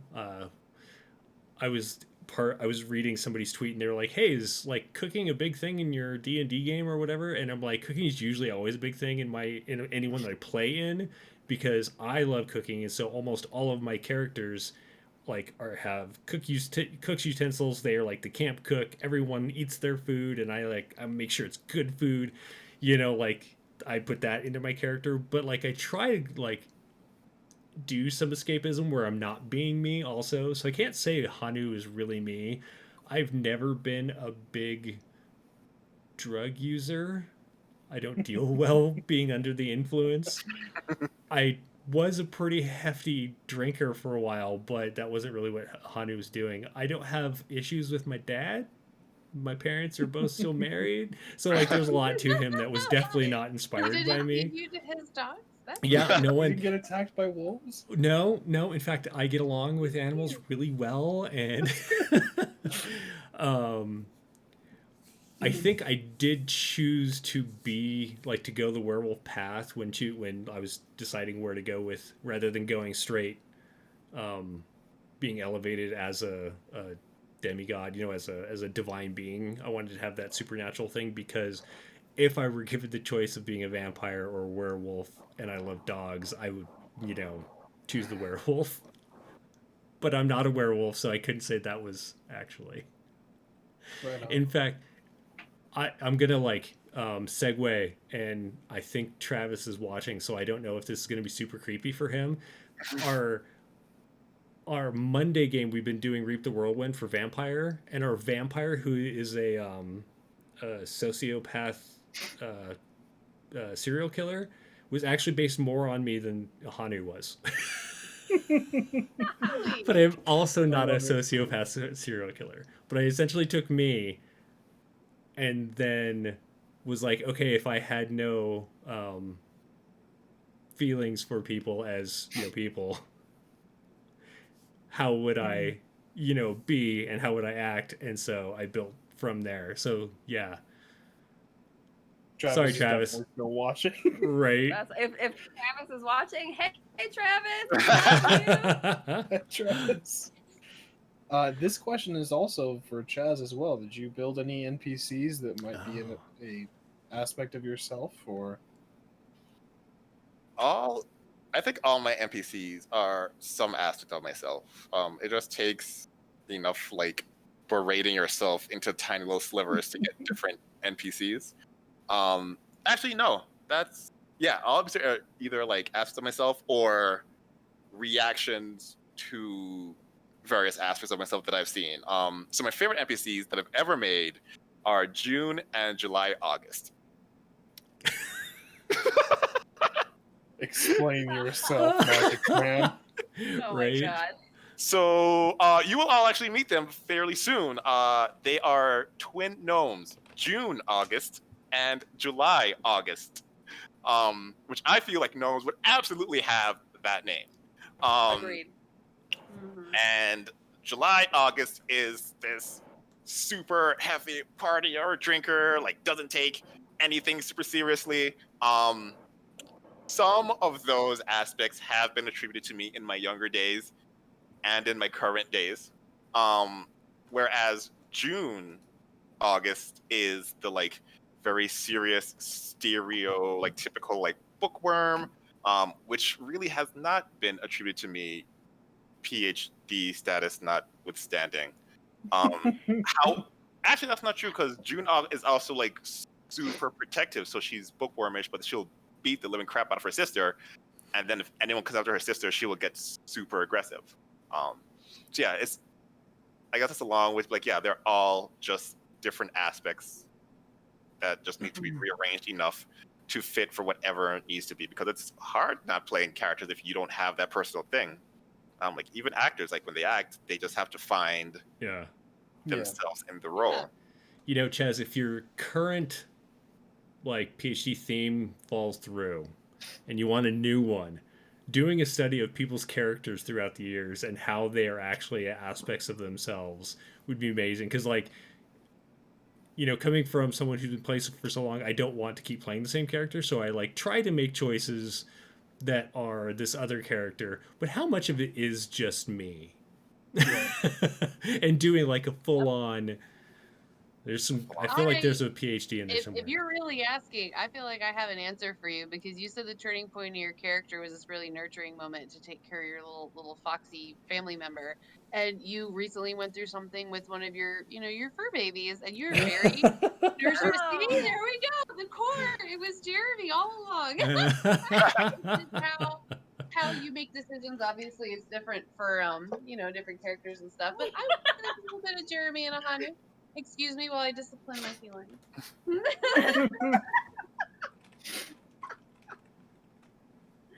That's fair. Did everybody get to go on that one? Because I have another question. I think so. Yeah. So, since we're talking about our characters being, if you could take and own one trait from your character into your daily life, what would it be? I mean, being a werewolf is transferable, then yes. Personality trait. Oh, Personality. being a werewolf could be a personality trait. I mean, you could probably adapt that right now if you wanted to. Oh, man, right? I'm already neurotic enough, so I don't feel like being as neurotic as at least Ahanu started off as would be good. Is there anything good that Ahanu had that I could adapt? Can anyone think of anything good that he did? He had terrible sense of humor, which I already have. In many ways, Ahanu was the ethical center until he wasn't, and then Aviz had to be like, "Oh my god, what are you all doing?" Yeah, Ahanu was the rock for a lot of the stuff. Yeah. Ahanu was, as much as the drug use came up, like Ahanu was just like, we were all like panicking. Ahanu was just like, why don't we just go there and handle it? Right. Here's the simple solution. Like, oh shit.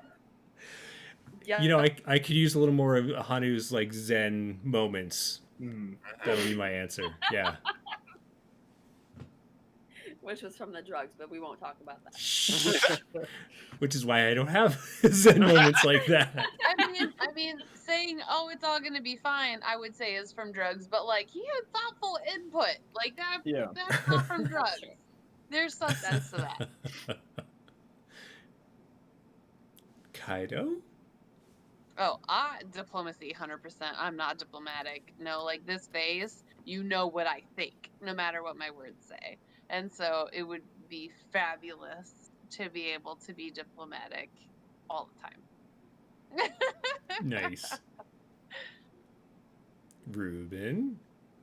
I wouldn't take a single thing from Ruben. Like I said, I based him on something that I used to be.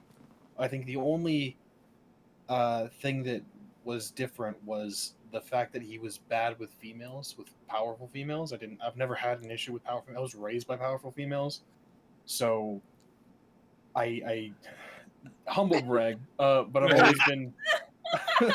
I don't have an issue with females in authority because my mom, her partner, powerful females have basically taught me to be a man. So Nice. Beyonce.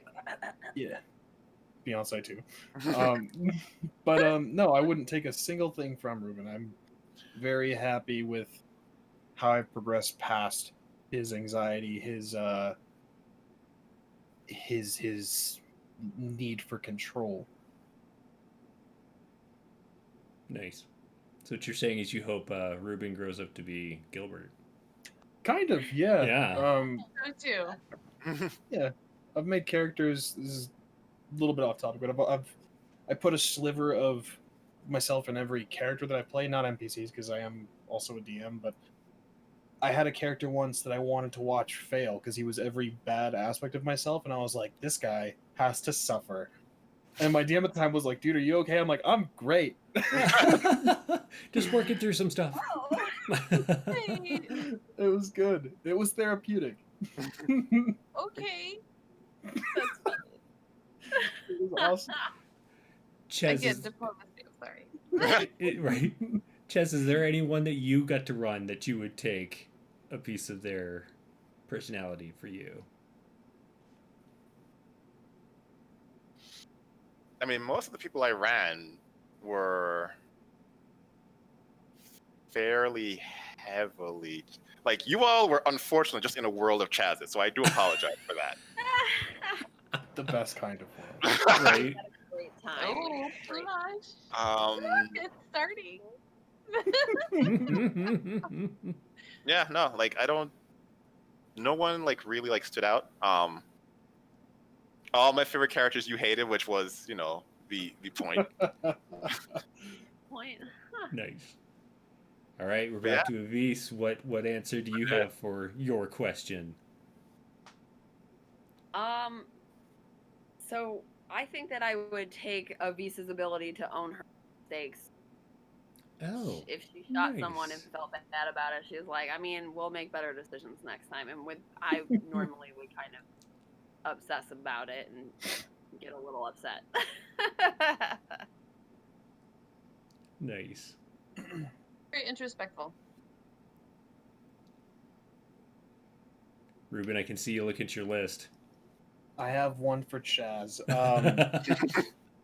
So I didn't know I didn't know any of you guys except for, you know, Jeremy and Chaz that I had played with very briefly in a few one-shots. But Chaz, you didn't really know. You said you didn't know myself that well, and Malachi. You didn't know me either. I didn't know Chaz very well. I'd only played. So, keep going before I start talking. Oh, you're good. Basically, my question is: was there any worry at all? Like, because this was a mini series that we all had to kind of commit to. Was there any worry that you know, that we were gonna just not mesh well, or was there any like concern of like, okay, how am I going to make this work if there's a problem player or anything like that? Nope. For two reasons. One, I am very confident in my ability to judge a person on like first encounter. One, because I don't give a shit if I like people. And so if something pisses me off, I could be like, you're done, moving on. Like there is no like giving people a second chance. Like I don't need to do that. I have enough people in my life. Two, like I am very introspective, and so I look at like people's actions, but more importantly, like people's motivations. So I'd only played it with Allie once. And this is my first opinion of Allie. I'm here, I'm sitting down, and Allie's like, whoa, I can move really fast. Trevor's like, yeah, you can. Can I get to the wizard? How fast your speed? Yeah, you can get there. All right, I'm gonna run up and I'm gonna just drop kick him off that tree. Done. She ran around an army. There was a whole just so army you all between know. That's awesome. That's someone who I want to play with. Someone who's like, this just sounds fun as shit. Let's go. Right? Same thing with you. Like I told you after the first time I met you, you didn't believe me, and I fucking knew that. But I was like, you're a cool guy. I'm gonna call you if I have other things because like I believe that I would have fun like playing with you. So the only person who I didn't really know was Malachi. Right on. and he did great. He Mhm. did. Malachi, we miss you. Come back. This Such whole a- thing is really just a cry for help from Malachi. Yeah. Malachi, come back. Nice. Okay, wait. I have a question now because Chaz inspired it. I think that we should go around and tell our first impressions of everybody. I'm down. Wow. I barely remember yesterday, let alone. Chaz has got to start though. Me? Okay. Yep. So I get my first impression of Allie. My first impression of Jeremy. Jeremy doesn't even know this. So it was when I had just started playing. I was like, I've been DMing for like 3 years at that point. I was like, I don't know what it feels to be on the other side of the screen. I want to try it. And a mutual friend of ours was like, hey, I have a campaign that I'm running. I'm like, yeah, sure, I'll try it. And I walked in, and I hated everybody. Like, everybody. It's a good way to start off. And there was I like love this it. one guy who like didn't talk much, and he was just like, "I'm gonna do this," but like based on how he was talking, I was like, he actually seems like pretty thoughtful and still kind of a weirdo, but not too bad. So he did not get written off immediately, and then like 6 months later, he was like, "Hey, I'm playing an online game. You want to play?" And I had just started grad school, so I was like, "Sure, that sounds fun." Gilbert was in my first ever like random online thing. I ran a thing for the Festering Fields. Travis wrote a book. I forgot what it was. Scarred Lands. The Scarland something tower, or I don't know. Either way, and it was my first ever random thing, and I was confident in my DMing that like I can wrangle people. Like it will be fine. It'll be fun. Like I'll have fun no matter what. And it was actually like a pretty good group. And there were like 2 like separate mini groups. There was the wild and crazy group who was like, we want to cast fly on this like cat person. I want to ride the cat person with my like twin blades and like dive into a roof. And I was like, yes. And then there was the mother and the father, the sorcerer and the paladin. Gilbert played the paladin, and just like kind of fell into the role, like taking care of everybody. I will help you. Was like super like lawful neutral, but not in that like assholey way. Just like making sure everyone has. And I watched you, like, make your presence known, but then facilitate everyone else. And I was like, he's all right. And then I watched you just terrorize this poor warlock who hadn't eaten in 6 days and was just delirious with hunger. I felt so bad. I thought he was evil. I mean, he was. Had you all like fed him, he would have like tried to kill you. But he was also just like super hungry. That's I funny. was almost positive he was going to slit our throats in our sleep. I was like, no, we're sleeping in shifts.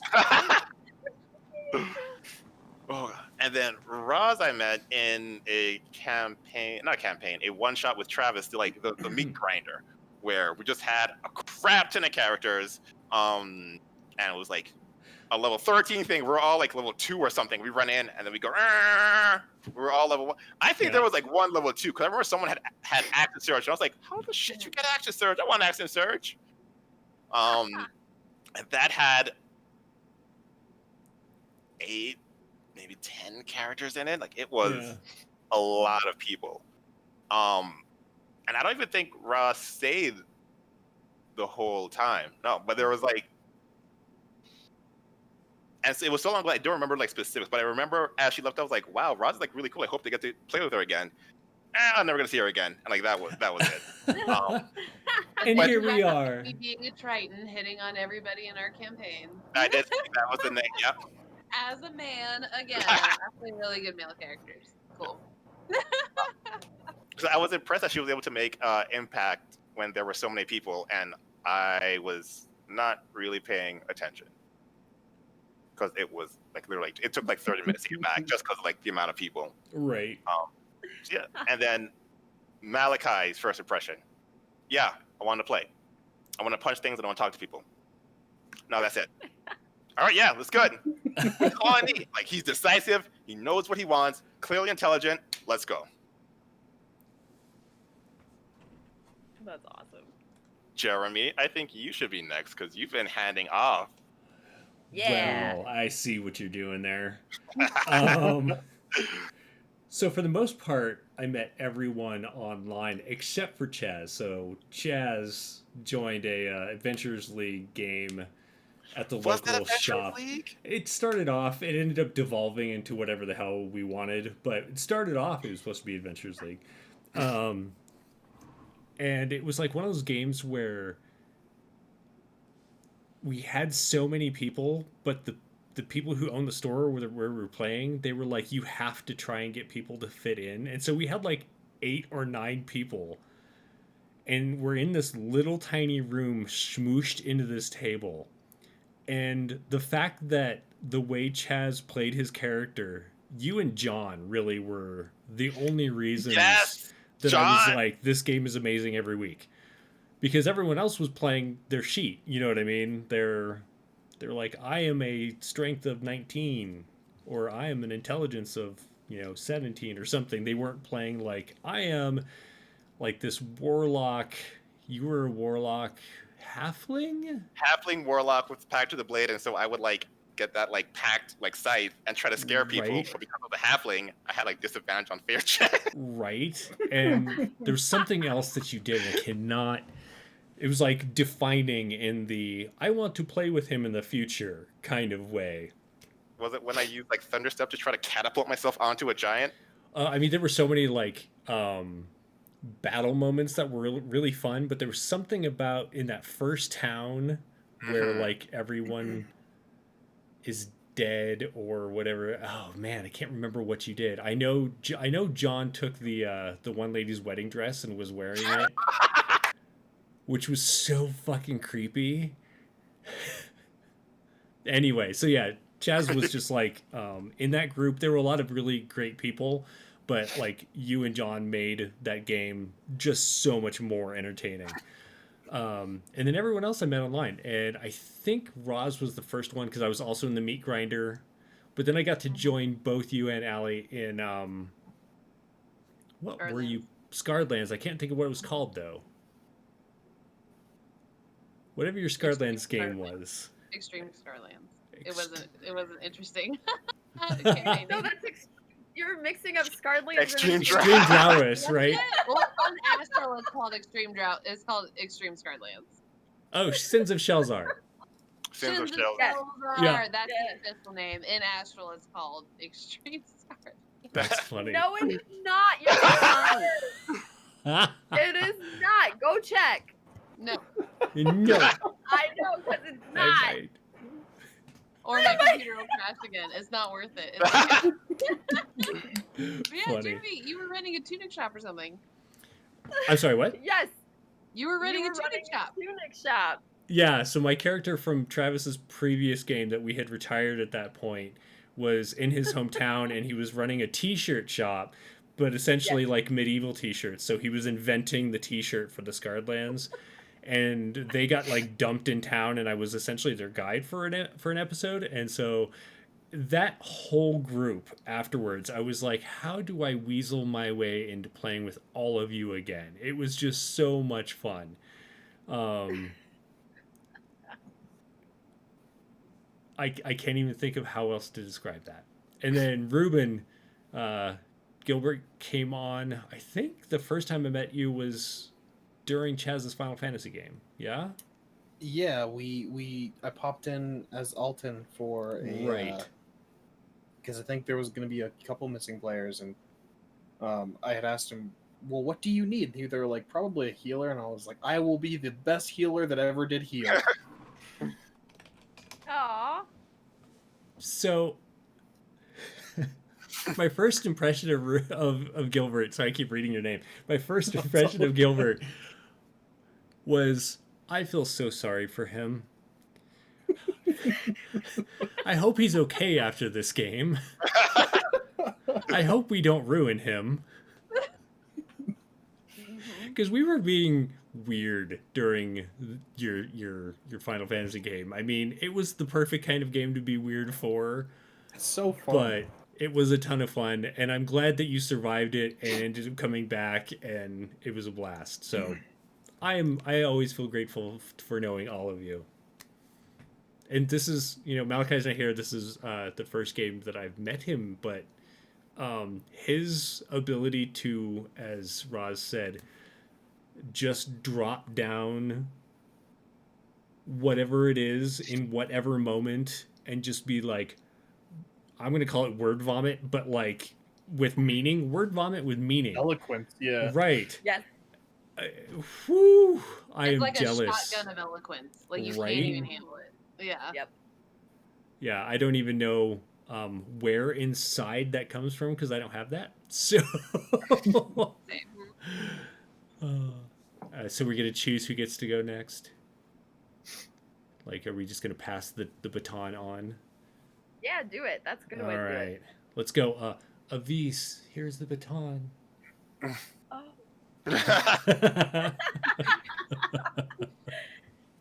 Okay, so I am gonna start with Gilbert.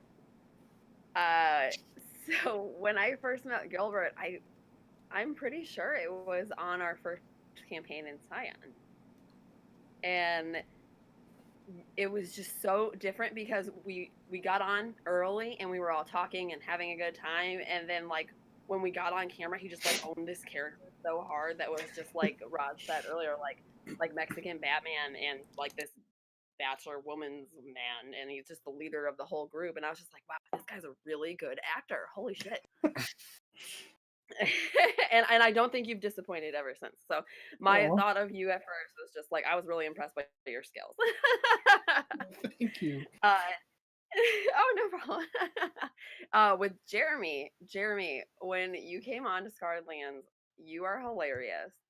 Like I feel like people were trying to trip with situations and just like throw you off your game, but you're just like, yeah, I made that shirt, and then I added this line to it and added this, and I was just like, this guy's hilarious. I love this. We need to play more. Like, you always add an extra layer of like witty humor, and I really appreciate it. Thanks. Chaz, when I know that we did the one shot together, and I remember you your sword.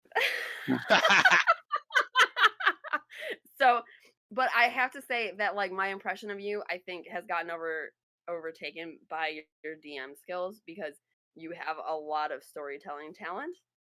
So, like, I can't even remember you as a player anymore. So, I'm sorry. It's just because your stories are so good, and I have so much fun playing your stories. So I don't remember. I just remember you dropped your sword a lot, and you were really upset about it.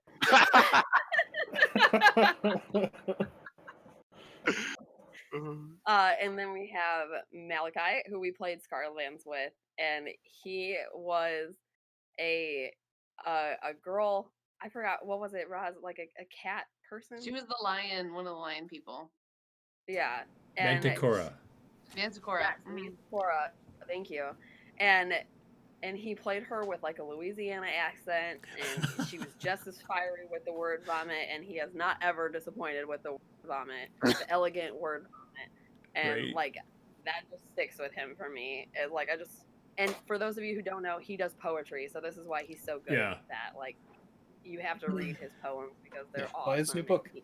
And he doesn't just do poetry. He does poetry live. Like, he goes out to events and, like, people who have caricatures, you're like, hey, draw me as a zombie or something. He's just like, hey, what would you like me to write you a poem about? Which is that so is crazy talent. amazing. Yeah, there's his book. Yeah. Can you see it? It's so Outside good. Yeah. town. It's really good. It's really good. We had a whole poetry session for one of our games, so yes. So he's very. Oh yeah, I don't know what happened, Rod. And so I just remember him as just being very eloquent with everyone on this stream is very intelligent. And so Roz, how long ago was it that we met? Oh, 8 years ago. Yeah, it was a long time ago. We're almost going on a decade here. So me and Roz met at a gay bar in downtown St. Louis, and we were not there together. We were there separately with different people, and I just remember her telling me her scenario and her situation, and me thinking, "What the hell are you saying to my face?" I'm like, "What is this? What just happened to your whole life?" Side quests are important. Side quest. I love it. So I'm gonna let her tell half of it because I just remember her coming up to me. And I Oh, was good. just Just leave them hanging "Whoa." there. Yes, exactly. So I will pass the baton to Roz. So should I do everyone else first and then with Allie then? No, I think you got to start with Allie Yeah, now. you gotta start Right? with Allie. Okay. So I was in this gay bar in St. Louis and met Allie and who she was there with. And like, oh, y'all are cool and I'm meeting other people and this is great. And then the next weekend, oh, familiar face. I remember you. You seem like the same person I met last week, so probably not weird. Awesome, moving on. Then the next weekend, and then I somehow end up with no ride, absolutely shit faced at this gay bar, going, I don't know what to do. And then I see my wingman here, like, hey, pretty lady, so I'm drunk here with no ride. How are you doing? And Allie is such a wonderful human that she took my ass to a Waffle House and made sure I ate and hydrated while I called my brother like a crazy person. Come get me, come get me. I have a 5 years younger brother. Never asked him for a damn thing my whole life. He had to come rescue me from St. Louis one day. And it was because I met Allie and she is just a great person and made sure I escaped unmolested, got waffles, and got back to my brother after the long night of dancing at the gay bar. That So, might be the And most then we beautiful started origin going to story. Yeah, that's right? that's such a great story. It was good. And it had waffles. So, it's awesome. Yeah. We So this bond over next waffles bit, ever since. yeah, absolutely. And she took me for birthday waffles for like my 30th birthday back at the Waffle House, like a little, almost Nice. anniversary kind of a thing. It was pretty cool. Chocolate chips are important.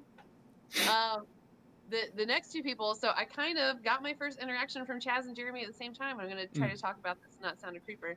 So I listened to Travis's other games, and I used to run a lot. I only run when it's warm out. I do not do cold weather. It's unacceptable.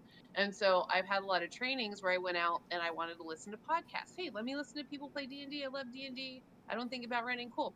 So I'm listening to these people play Scarredlands, and it's Chaz and Jeremy and this weird British guy and this fabulously aggressive lady, and so I'm like living this story and just running on base, going, "Wow, this is so wild! Oh, this is such a weird location." And Jeremy, I'm hearing this guy like, "Wow, he's a chill guy. He always takes care of people through like second order effect." And I'm like, "That's probably a chill dude in real life."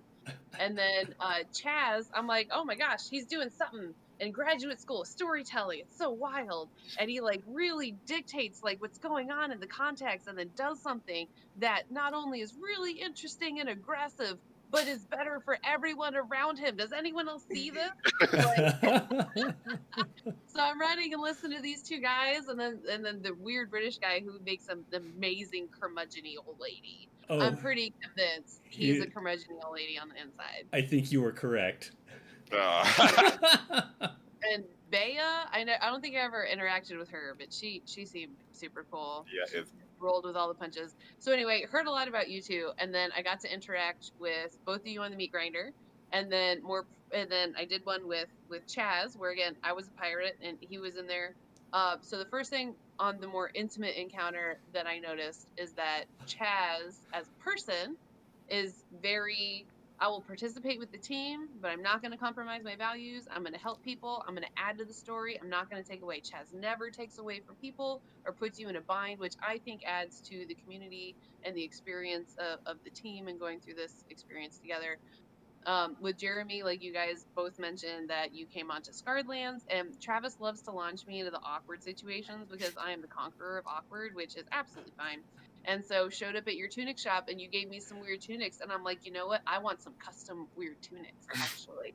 And we had a pretty good back and forth there, which was great. And then he took us to this colorful world with this bear, and we got to hug it, and it was fabulous. So you also add to people, add to story, and there's no show hugging. There's no I'm going to play Skyrim on top of your story. That both of you don't do anything like that. And in every encounter I've listened to from afar on Spotify and dealt with you both here, it's been wonderful, complete value added. Want to be like you guys when I'm a grown up RPG player. Well, I think we have to So grow up first, don't we? I I guess I don't should know. always speak for myself. You're even emceeing this whole event right now, Jeremy. I know you didn't get the label, but you're doing it. And Gilbert, I didn't know Gilbert. A lot of people thought we knew each other because we're both in the Air Force. You're out now, but like still that connection. Oh, you know Gilbert? I'm like, is that the character name? And they're like, yeah. Oh, okay, just checking. And so we got to do our first encounter with Allie, you, me, on A Light Extinguished. And yeah, you were this really nice, chill guy. Oh, cool, crew chief, what up? You know, planes, I got you. Don't get in one without me, which is super impressive as it is. I could never be in charge of things like that. And then you went from this chill, fun guy telling his stories and living overseas to I am super elegant Batman, you know, with the Mexican Sunman powers, and I don't use them for evil. And instead of just being an elegant bullshitter, you were still kind and looking out for the team and looking out for the people, making sure nobody got hurt, all the corners were not cut, and how do we progress forward together as a team? And so all of you humans so enjoy playing with all of you because I really feel like when you do that we cannot have a bad story. We're all lifting each other up and pulling together. And Malachi did the same thing when he came on Scarred Lands as the Lion Lady. So again, Travis launching us in this awkward situation. He put me and one of our friends, Rachel, in this big market festival thing. And then Malachi's character comes in and he's a she and she is like, this is my booth for the festival. I'm trying to like sell my songs here. She's a bard. I'm trying to do some stuff. And it's like this old lady tattooist. And I'm also a tattooist. And I go over there like, hey girl, what's up, other girl? That's cool. You want a tat? You want a tat? You look so pretty. You could use a tat right there. And Malachi doesn't know me, doesn't know nothing. He's that big old guy, and he's like, I'm still kind of new to D&D. I don't know what to do. Sure, I could use a tattoo. Oh, you could. Where you want it? Well, I'm thinking about like some 100 things. Oh, that'd be so good, girl. You want to do some of this? Want to do? That's gonna be look so good. You get your 100 feathers. Hey, ma'am, would you be able to help her out and do this? And maybe she'll sing some songs and get you some new artists. Malachi, the person, is looking around, going, "Is this for real? Like, is this what it is?" But he never backed off. He committed. He leaned into it, and he's like, "We're gonna Nice. play out the story. Yes, give me that neck tat. I'm gonna sing so good for you." And then, like Ellie said, he was this Louisiana lion lady passing out in alleyways after drinking and gambling and having the time of her life. And I tried to ship her with Rachel, the other girl who was there when we met her with the tattoo lady. Kind of worked out. So really fun, but really appreciate playing with all of you humans. I think it's your human sides that make this campaign wonderful. And I have to throw out there because when we played that game, the Light Extinguished, and you calling him Mexican Batman, I thought the same thing while we were gaming. Yes. It's so funny that that's the describer while I look like this. Like I look homeless right now. Like Hey, I'm like, Batman is a mentality. Okay. Right? Yes. So our first impression of Gilbert is Mexican Batman. I love it. That is beautiful. Oh, pass the baton up. am I up on? There you go. No. Okay, yeah, just reach down and grab. Good job. Good job. I'm bad at this, guys. In order that I've met everyone, I guess.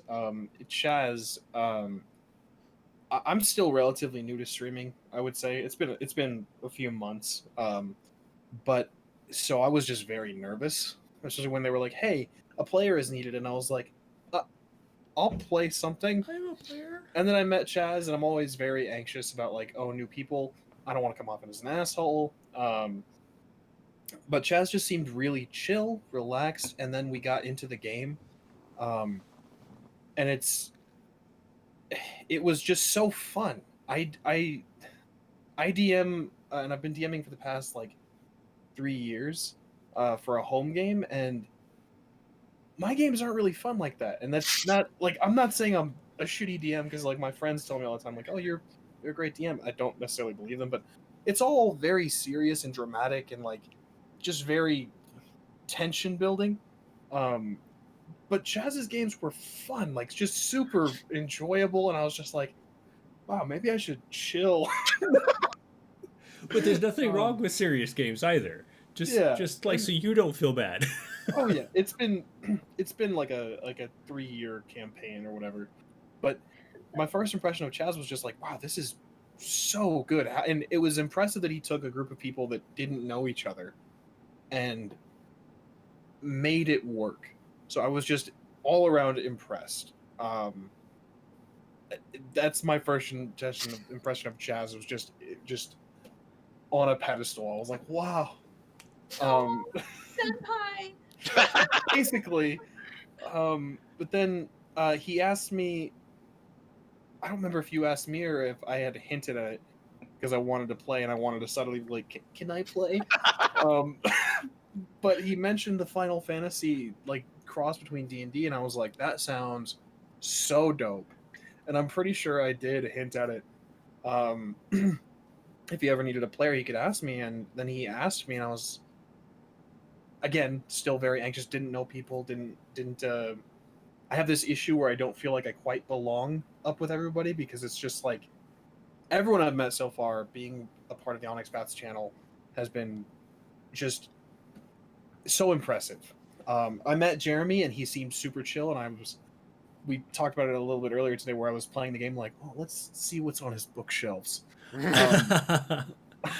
But super chill, super relaxed, very nice guy. And then we jumped into it, and just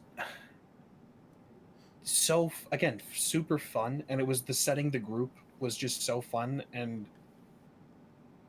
it was a good group. I don't know how else to describe it. It was just, but Jeremy provided comic relief without undermining the story, which is a very delicate thing to do. Yes. So I was just that mixed with the rest of the group, it was just it was again just so impressive. Those are my two impressions of you guys. I'm really sorry if it's not like Thanks. descriptive. But then meeting Ali and Roz on All Light Extinguished, again very nervous, very like, I don't really belong here quite yet, because I'm not up to your guys' level. So it's interesting to me that you guys say like, oh, like you jumped into this character really well, you're a really good actor. I don't feel like that. But again, it was just a super fun group. And then like they said, we talked beforehand. I learned that Roz was in the Air Force, and at the time I was in the process of getting out, and I was like, oh, plus she outranked me, question mark. And I was like, as a crew chief, I didn't really like care too much about rank, but it was still, the etiquette had to be there. So like subconsciously, I found myself like sitting straighter and being like, "Yes, ma'am." Oh, But sorry, I no, didn't realize that. it's all good. But yeah, no, it was not necessarily intimidation. It was just nervousness about um meeting new people, and then we jumped into it, and the group meshed really well. It's always so strange to me that you can take random people and be like, let's play a game together, and it just meshes. I haven't really had a bad experience yet. I was impressed with the problem solving skills that Roz had, and then Ali just dominated with the energy. Like the high energy just got me pumped as well. So I was like, wow, this is really, really sick. Like, I don't know. I'm so glad I came back in time for that. Awesome. We were all talking about it. Yeah, but then I had to go smell if I smelled smoke for a second. Oh god. so We're good. nonchalant.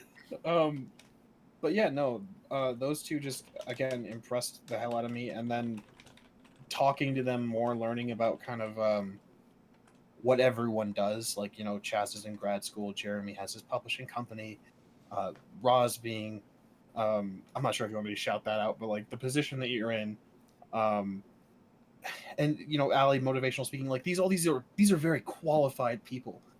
I'm just a dude. Like, and I look homeless, so it was just very, I'm super impressed and super like, I shouldn't probably be here.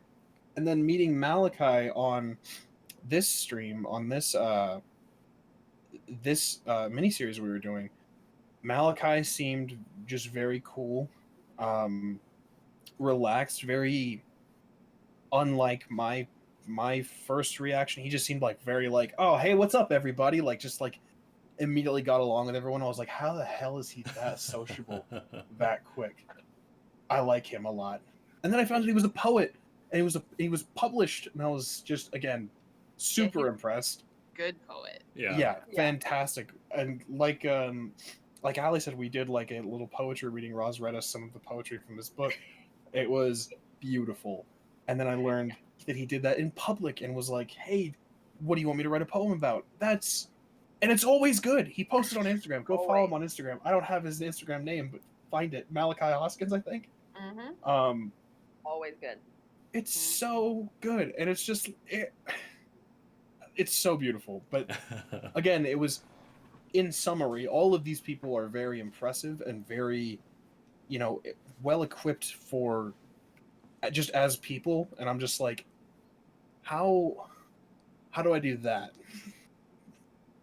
So it's just, everyone's just out of my league as friends, essentially. No. And just to throw out there, you don't look homeless. You look like Mexican Batman, who is like away from the Batcave for a while because you're on an important mission. Mm-hmm. Like when he disappears from Gotham for 6 years, right? Just like, I'm back. So probably want to wrap up here soon, but I do have an important question for the end. Does anyone have anything else before that, however? I think I have one last question. Yeah, go for it. So I think that it might be helpful if we all go around. Like, I feel like our campaign was, as far as characters getting along, and all of us actually, like, we talk about afterwards, like, hanging out with each other because we feel so, like, bonded over this game. Like, what do you think made our campaign so successful?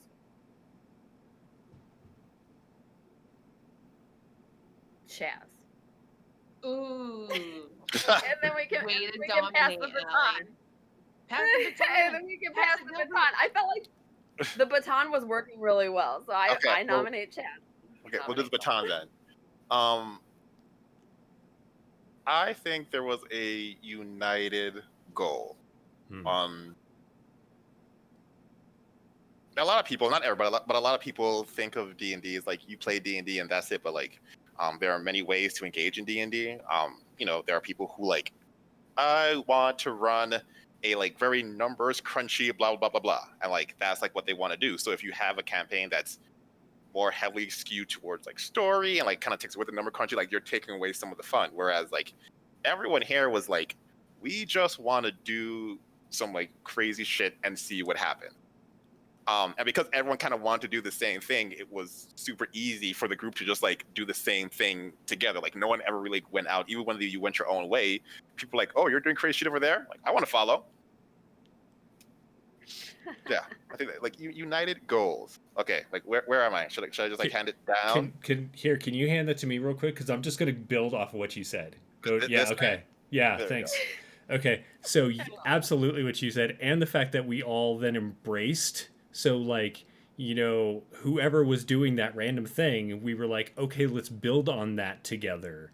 Instead of being all like, no, this is about me, or I need my time over here. You know, of course, there were like moments where we split up, but like the story itself was built because we were all heading in the same direction because we wanted to.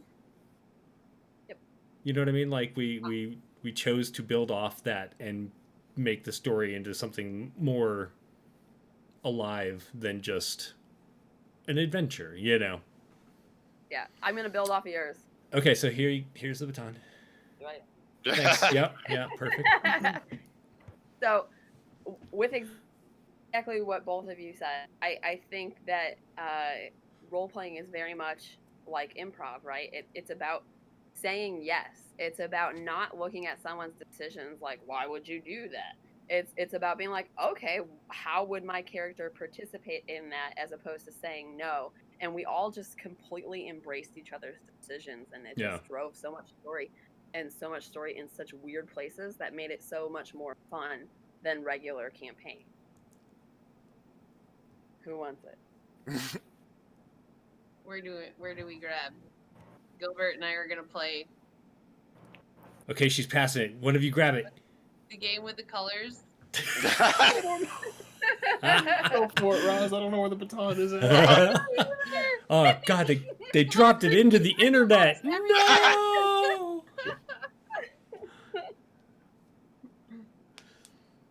All right, Raj, you've got the baton. It fell somewhere behind you. I think your cat got Did it. I? Yeah. Okay, good. Yeah, My it to Sweetie. cats will handle it. They're polymorph druids. It's fine. So, Chaz gave very politically correct answer, but Aries absolutely right. D&D and Scion and all these games can be whatever you want it to be.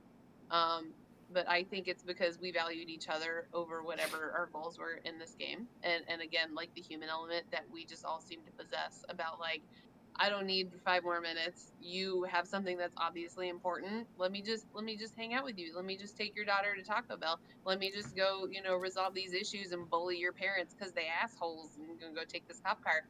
And like let me seduce strangers. And now we all end up dancing on the beach. And I feel like it's the human element of the fact that we chose the story.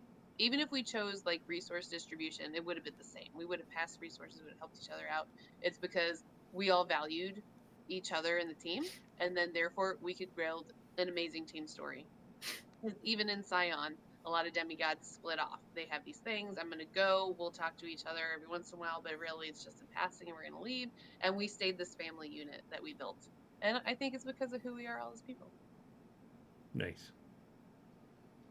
So there's no baton left. It's now lost to the internet. But Gilbert, go ahead and. Wait, hold on. I'll throw it. Catch it. Yeah. Good catch. That was impressive. It's kind of the similar thing that Roz said. I think it attributes to who we are as people. A lot of that is luck, if I'm being absolutely honest.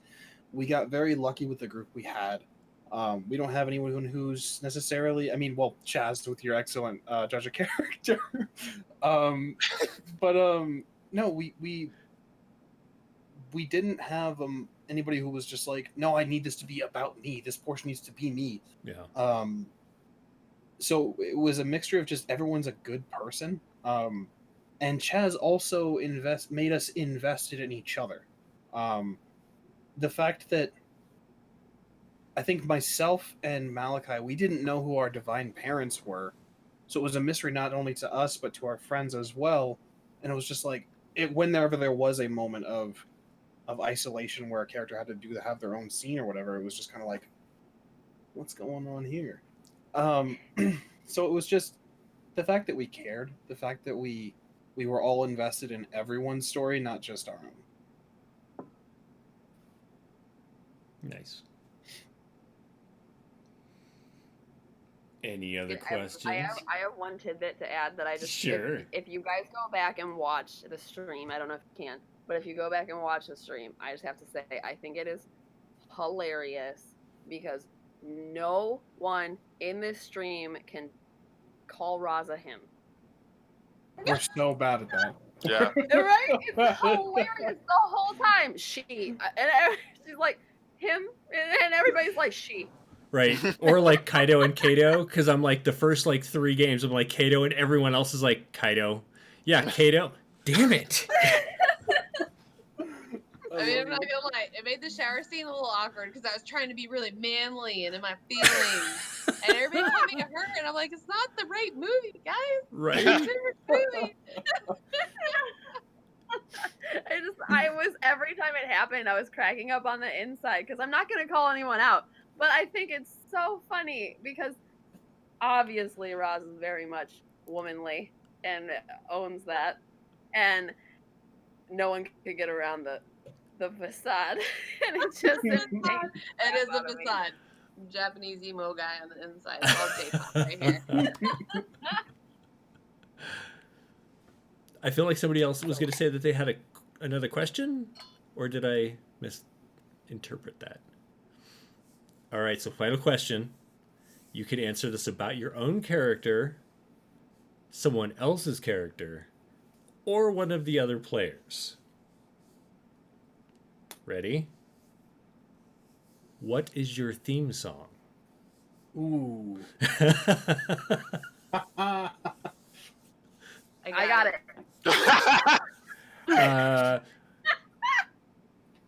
Do you have dice with you? Oh, Yes. You two roll dice. Be honest about your result. Roll a D20. Roll a d20. D20.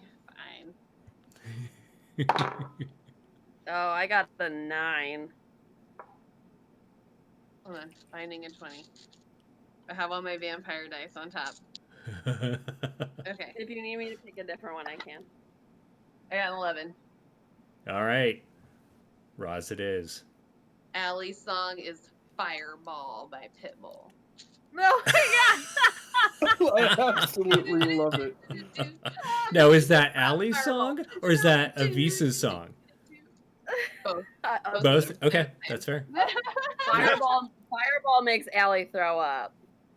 Well, you don't drink it. It's a song. I just You the sing it. song For- makes me dry heat. Stuff. For fair No, warning. the song remembers the taste and it goes, Oh, okay. Then it sounds like it's Avisa's. Okay. yeah. Fair enough. All right, Okay. Allie. Gilbert's song or Ruben's song. Please don't judge me. Is "Let the Bodies Hit the Floor." I love it. And then like it's like the censored version, and like afterwards in parentheses it says whether you want them to or not. I'm sorry. Right, exactly. Please don't hate me. And then the raw is frustration. I didn't mean to do it that way. Yeah. It's accurate. I feel like that describes it perfectly because, like, the child mask, everyone's just like, "What the hell?" Oh, okay, okay.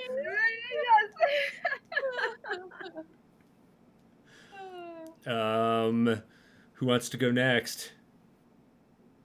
You.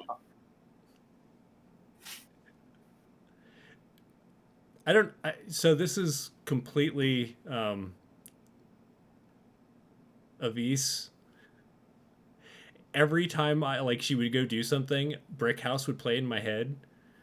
Good cheese on brick. Right? House. She's my tomato. You know? Oh my god! Now I really really want like Avis and Skip to have a '70s movie. Right? Oh my god, that's Yes. amazing. And like Avis all 6-armed out, that. I can see her like dancing to it. It just, for whatever reason, that's the one that's stuck in my head. That's awesome. That's great. I would have never thought of that, but I love it so much. All right, Gilbert. So, I guess the two-parter. Wade Fleming's "Devil in Your Soul" is Blanche's theme song. I don't know if you guys have heard it, but definitely take a listen. And then Chaz is whenever he DMs and he's got a very mischievous. He has a look. Every Right? once in a while, if you watch real close, he gets this little smirk corner of his mouth. I blanked on the song for a moment. I'm so sorry. Sing it. They call me Devil. It's whenever Chaz has a devious moment. That's my Yeah. was featured in the show Lucifer. Really good song, and that's Yeah. what plays in my head every time Chaz is up to something. Right. That's And it's funny because right after that, and he doesn't do it all the time because you have to say the thing he already knows you're going to say. So it happens most of the time. He's a patient He waits monster. until you say it, and then he has this like deep cackle. Yeah, I know exactly what you're talking about. I think That one. we've There all it is. had like that one moment, like that moment with Chaz. Because for me, it was definitely like the squirrel when no one else could see him. I was like, so other people can see him. He's like, nope, and then he giggled at me. I'm Right. like, oh, I don't come out of this not looking crazy. You're Right? right. You're absolutely right. And it still can't talk. I don't care what you say. Before I pass it on, I will throw out there that Kaido could easily do the "I'm too sexy" Yeah. song. Aw, Yeah, just gonna throw that out there. Yeah, in the water fountain. In Right? The water Yes. fountain. hmm Kaido did commit to wearing only white shirts when the rain situation Right. and the water started Right. happening. He's trying to give back to his, people. His fan base. There Fan is a base, reason yeah. he's the face. Just saying. All right, the man with the plan, Chaz. Who gets what? What do you think?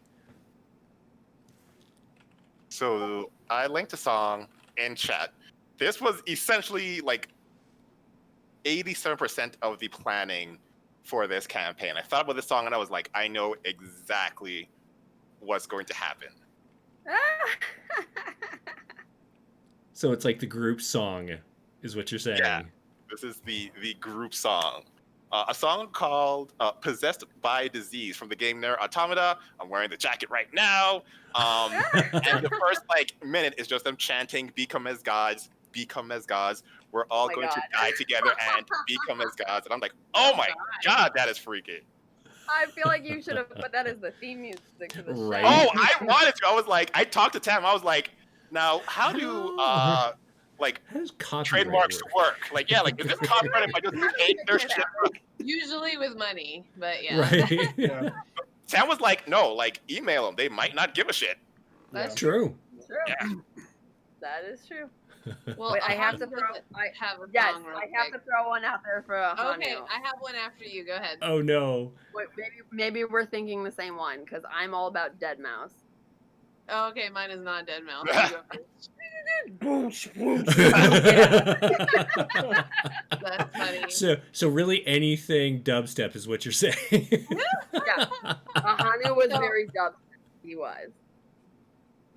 Kaido's more on the repression wavelength, so his song for you is "Who Let the Dogs Out."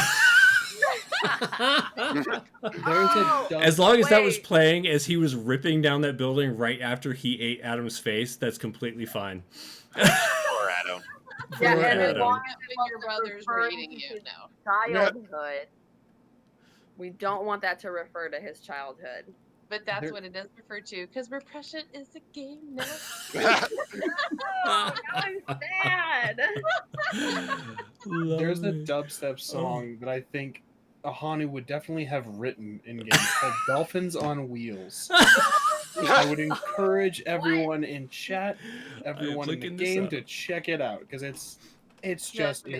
insane and I absolutely love it.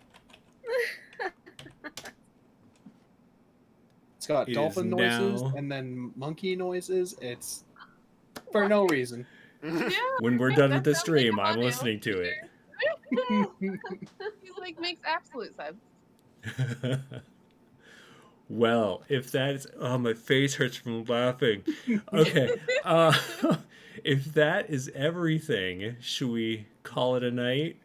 I think that is the official ending of Scion Become as Gods. Yeah. Thank you all so much in the chat for sticking with us through this fantastical journey into worlds of gods and myths and mortals and internet and TikTok, a force which is more powerful than any god apparently.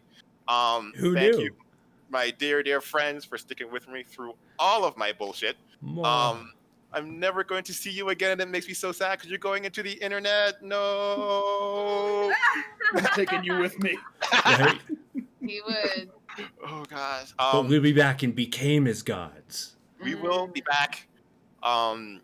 this group may even be back sometime in the future when we take a trip into the past for a secret project that I have been working on. So we will keep you updated. And by we, Nice. I mean people with Twitter, because I don't use it.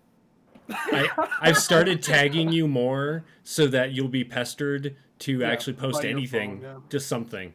I mean, I get pestered in the like promotion section of Google, and I never check that. So I don't. I'm framing your first tweet. I'm gonna print it out and put it right on my wall. It's gonna say, "Fuck you, Gilbert." It's gonna be perfect. You're the asshole. I'm like, yes, I am. All right. Thanks, everybody. Until go next ahead. time. Yeah. Goodbye. Bye. And remember to become as God. See, I told you I remember to No, become as gods. Become as God.